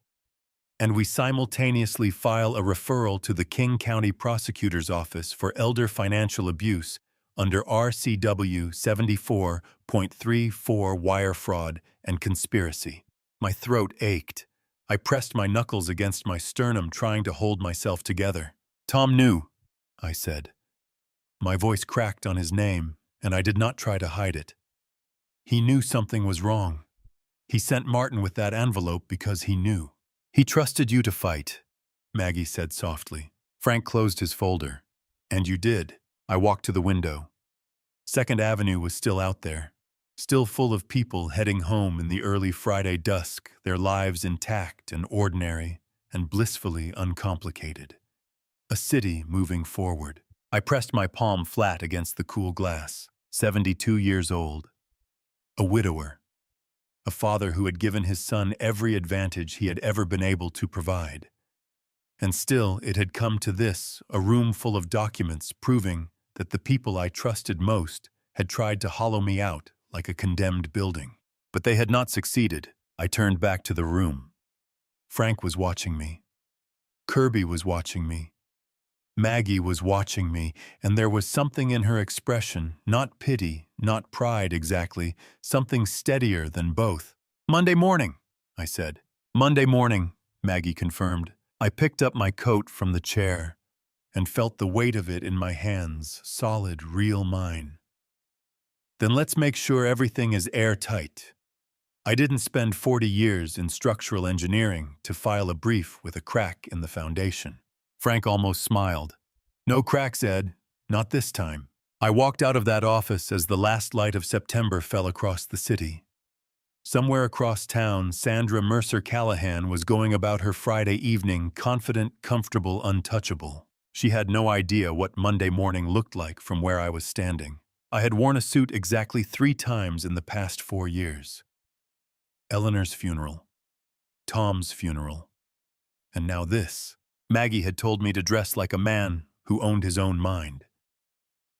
So I put on the charcoal gray suit I had bought for Tom's service, knotted my tie twice before I got it right, and drove to the courthouse with both hands steady on the wheel, steadier than I expected, considering that my entire life was sitting in a manila folder on Maggie's passenger seat 3 blocks behind me. King County Superior Court sat square and serious on 3rd Avenue, the way government buildings always do, as if the stone itself was reminding you that this place does not hurry for anyone. I walked through the security scanner, collected my belt and my watch from the gray bin, and told myself the same thing I used to tell my crew before we poured a major foundation. You've done the preparation. Now you just let the structure hold its own weight. Maggie was waiting inside the lobby, her briefcase at her feet, 2 cups of coffee in her hands. Here, she said, pressing one into my grip. You need this more than I do. I slept 4 hours, I admitted. I slept 3. She straightened her blazer. We're both fine. Frank is already upstairs. Kirby submitted the forensic report to the clerk Friday afternoon. Walsh's written report was certified and filed Saturday morning. She looked at me directly. Ed, we have everything. Then why does my stomach feel like I swallowed a bag of gravel? Because you're human, she said, and for a half-second she looked like she might smile. Let's go. Courtroom 7B was smaller than I imagined. Wood paneling, fluorescent lights, a gallery of a dozen or so seats. Harrison Cole was already at the respondent's table, late 40s, silver-templed, his expression carefully composed in the way of a man who had just that morning begun to realize the ground beneath him was not as solid as his client had promised. Sandra sat beside Cole, spine straight, hands folded, wearing a deep green blouse. She did not look at me when I entered. Her jaw was tight. Derek sat at the far end of their table. When I walked in, his eyes found mine immediately, and his face, my son's face, the face I had watched grow from infant to man across 4 decades, crumpled for just a fraction of a second before he pulled it back under control. His eyes were red at the rims. He looked like he had not slept either. I looked away. I had to. Judge Patricia Renner entered at 9:02. She was a compact woman in her early 60s with close-cropped gray hair and reading glasses that she wore low on her nose. She had the efficient, unhurried energy of someone who had presided over 1,000 hearings and been surprised by very few of them. We're here on a motion to vacate conservatorship order filed September 19th, she said, spreading papers on her bench. Petitioner is Edward Callahan, represented by Ms. Hartwell. Respondents are Derek Callahan and Sandra Mercer Callahan, represented by Mr. Cole. She looked up. Ms. Hartwell, you may proceed. Maggie stood. She spoke for 11 minutes without notes. She laid it out the way a bridge engineer lays out load calculations, methodical, precise, nothing left hanging. Dr. Foster's report, filed May 14th, predating Ed's TIA by 3 weeks, impossible by medical timeline. Rosa's flash drive and the Foster business card photo dated May 14th. Dr. Walsh's independent assessment confirming no cognitive impairment, consistent with Foster's diagnosis. Kirby's forensic analysis identifying Sandra's burner phone as the origin of the signal messages. Frank's discovery linking Meridian Consulting LLC and Gary Pruitt directly to Sandra's bar registration, a bar registration that had been inactive since 2021. She set a document on the clerk's desk. Ms. Mercer Callahan drafted this conservatorship petition while not licensed to practice law in Washington state. Maggie said, her voice absolutely flat. That alone constitutes unauthorized practice of law under RCW 2.48 and renders the petition void on its face. Combined with the fraudulent medical documentation and the financial record linking $180,000 in payments to the examining physician, this court is looking at fraud upon the court. Elder financial abuse and wire fraud. Harrison Cole was on his feet. Your Honor, these are serious allegations without... Mr. Cole. Judge Renner held up one hand. Her voice did not rise, but Cole sat down immediately. She pulled off her reading glasses. Ms. Hartwell, are these exhibits certified? All certified and chain of custody documented, Your Honor. The judge read for 3 full minutes. The courtroom was taut as a cable under tension. Then Judge Renner looked up. The conservatorship order dated July 14th, 2025 is hereby temporarily suspended pending full evidentiary hearing to be scheduled within 30 days. She set her glasses on her bench with a precise click. I am also referring this matter to the King County Prosecutor's Office for review of potential criminal violations. Mr. Cole, I would strongly advise your clients to retain separate criminal defense counsel. Cole's pen rolled off the edge of the table. He did not reach for it. Sandra's head dropped forward by half an inch, barely visible, barely human, the first crack in a wall she had spent 6 years building. I sat in my chair and pressed my fist against my mouth and breathed. Maggie leaned close. You okay? My eyes were burning so hard I could barely see the judge's bench. Yeah, I managed. Yeah, I'm okay. I was more than okay. For the first time in 3 months, I was free. The hearing ended at 10:40. By 11:15, Maggie had filed the criminal referral packet with the King County Prosecutor's Intake Office, 3 floors below courtroom 7B. Frank shook my hand in the hallway, both of his wrapped around mine, a grip firm enough that I felt it in my shoulder. 40 years of cases, Ed, he said. Today was one of the good ones. His voice came out rougher than usual, and he looked away quickly after saying it the way men of a certain generation do when something catches them somewhere they weren't ready for. I told Maggie I needed 10 minutes and took the elevator down to level 2. The parking garage was dim and cool, smelling of concrete and engine oil, working smells, honest smells, the kind that reminded me of things built by hand and meant to last. I found my truck leaned against the driver's side door, loosened my tie and tilted my head back toward the low ceiling. I let out a breath that felt like it had been living in my chest for 3 months straight. That was when I heard footsteps behind me. Derek was crossing the empty row toward me, hands buried in his coat pockets, head down. His jacket was gone, his shirt wrinkled, his tie pulled loose. He looked nothing like the polished real estate CEO I had watched stride through glass lobbies. He looked like the 18-year-old boy who showed up at my truck one night in 1999, unable to find the words to tell me he had failed his first semester at UWW. He stopped 6 feet away. Dad! The word cracked straight down the middle, coming out of him. I crossed my arms over my chest, not to push him away, but because I needed something to hold on to. Derek. His eyes were red and swollen. The evidence of crying that had happened not long ago still written plainly on his face. I didn't know about Pruitt. He said the words tumbling out fast and unsteady. I didn't know about the LLC. I didn't know about Foster. Sandra told me he was a legitimate referral, a hospital network contact. I swear to God, Dad. Derek. I kept my voice level even as my heart slammed against my ribs. I know how it sounds. His voice fractured again. I know I didn't know means nothing when my name is on every document. I know that. He pressed the back of his hand to his mouth, steadying himself. But I was terrified. Westridge was threatening to call the loan. I was going to lose everything.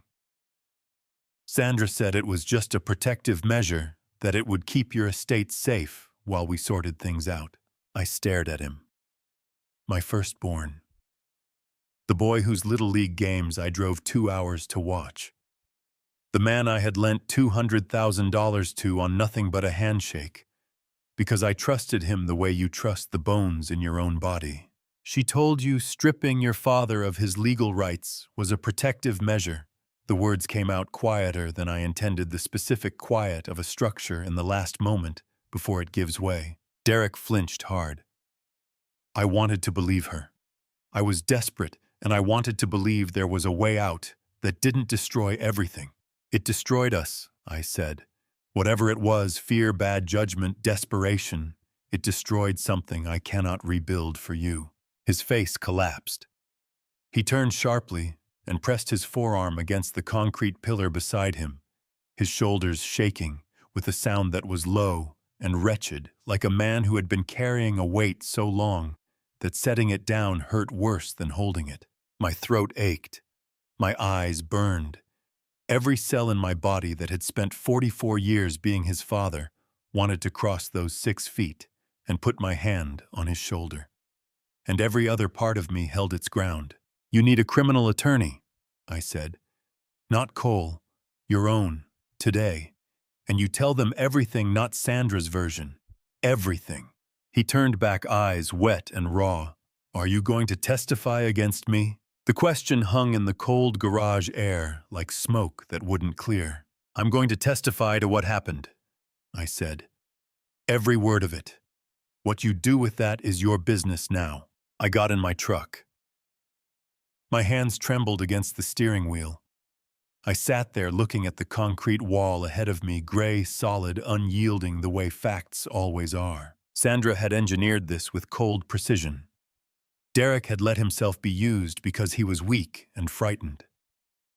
There is a difference between malice and cowardice, not a legal difference, but a human one. It didn't make it hurt any less. I pulled out, drove up the ramp, and let the Seattle midday light hit me full in the face. There was still a long road ahead. But for the first time in 3 months, I could feel it stretching forward instead of only pressing down.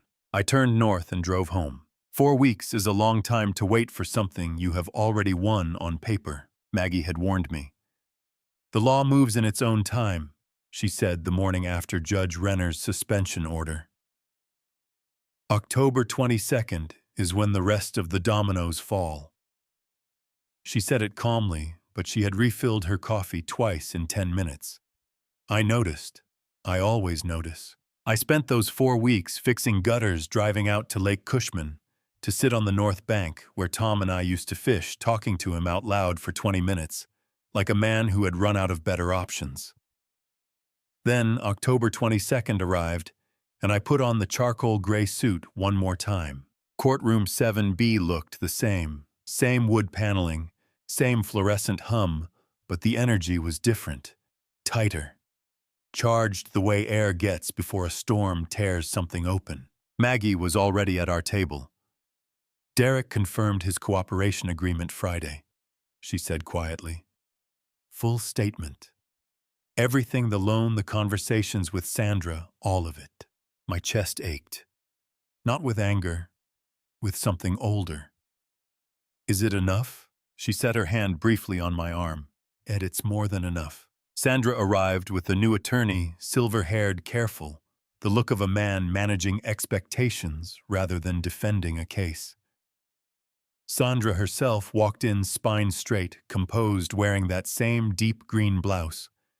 But her eyes had changed.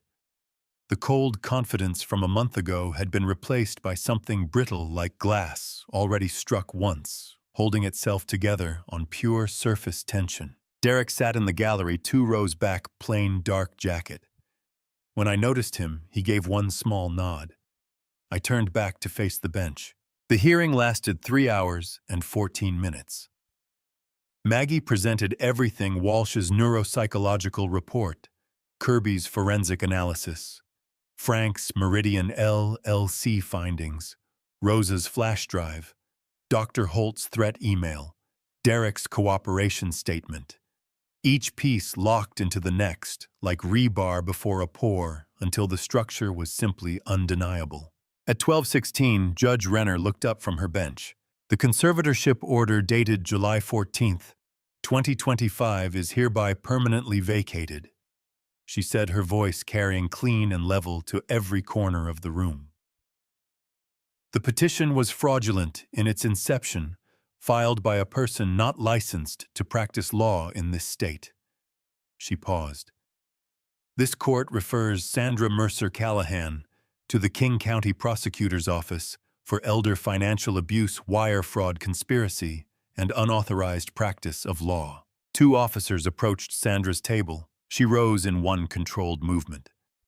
For a moment, her eyes went somewhere past all of us, past Derek, past the gallery, to a point on the wall only she could see. Then the officer touched her elbow, and something in her finally broke. Her chin dropped. Her shoulders fell. The green blouse creased at her ribs as she folded inward just slightly, just enough. She made a sound low, involuntary, like air leaving a structure that can no longer hold its shape, and then she let them walk her out. Rosa was crying in this gallery, her breath hitching with relief and grief tangled together. Martin Webb sat 2 seats away, pressing his lips tight, nodding once hard. Maggie turned to me. "It's done, Ed."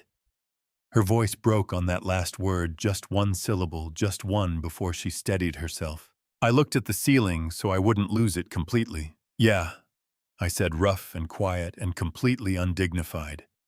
"Yeah, it is." Tom's letter had mentioned a safe.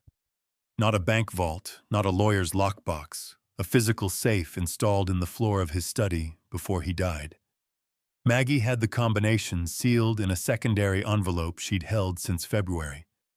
She drove down to Tacoma herself on a Friday afternoon, arriving just as the last autumn light came flat and golden through the kitchen window.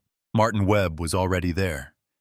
He'd driven down from Bellevue with a thermos of coffee and the quiet, deliberate presence of a man who understood that some moments require a witness. Maggie set the combination on the kitchen table, written in Tom's handwriting on a folded index card. She slid it toward me. "He wanted you to do it," she said. "Just you." I carried the card into Tom's study. The safe was exactly where Maggie had described, beneath the corner of the braided rug, a flush-mount floor safe with a brushed steel dial. I knelt on the hardwood, and my knees protested the way they always do now, and I did not care even slightly. I turned the dial. Left, right, left. 3 numbers Tom had chosen. The lock released with a clean, solid click. Inside, a folded document, a small velvet pouch, and a handwritten note on a half-sheet of yellow legal paper. I lifted the note first. "Ed, if you're reading this, you fought. I always knew you would. The documents are the $65 million trust transfer already structured in your name. The pouch is Mom's ring. I kept it safe for you after Eleanor passed. I think you should have it back. Don't be lonely, brother. Tom." My hand started shaking so badly, I nearly dropped the note. I sat back on my heels right there on the floor of Tom's study and pressed the paper against my chest, and I cried. Not the careful, controlled kind of crying a man does when he's trying to keep his dignity. The other kind. The kind that comes from somewhere below the rib cage and won't be reasoned with. I cried for Eleanor, for Tom, for the 44 years of raising a son who had loved me imperfectly. For every night I had sat at that kitchen table alone and wondered if I had already lost. After a while, Martin appeared in the doorway. "You okay in there?" I laughed, a wet, wrecked, completely genuine laugh. "No," I said honestly. "Come in anyway." He sat on the floor beside me, this man I barely knew, and put his arm around my shoulders, the way Tom used to, and for a long moment neither of us said anything that needed saying. The velvet pouch was small and warm in my palm. Inside it was Eleanor's ring, a simple gold band with a small inset sapphire that she had worn for 38 years. I closed my fingers around it. Outside, the maple tree my father planted the year I was born moved in the late October wind, its last red leaves letting go one by one unhurried, certain the way things release when their time finally comes. I was 72 years old. I had lost people I could not replace.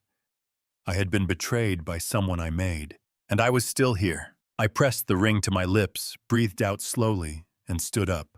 That October evening, sitting on my porch, with Eleanor's ring in my pocket, and the maple tree going quiet in the wind, I thought about something a pastor told me at her funeral. God doesn't promise you an easy road. He promises you won't walk it alone. I didn't fully understand that then. I do now. If there's one thing I want you to take from this family story, it's this. Don't be like me. Don't wait until someone hands you a conservatorship petition to start paying attention to the people around you. Don't mistake silence for loyalty. Don't confuse a quiet house with a safe one. I trusted too easily and questioned too late, and those two things almost cost me everything I had spent a lifetime building. My personal opinion. Love is not a reason to lower your guard. You can love someone completely and still watch carefully. The two are not contradictions. They are, in fact, what wisdom looks like. These are the kinds of grandpa stories I never planned to tell, raw, imperfect, and real. But if one person hears this family story and thinks twice before signing something they don't understand, or speaks up before the silence gets too comfortable, then every word was worth it.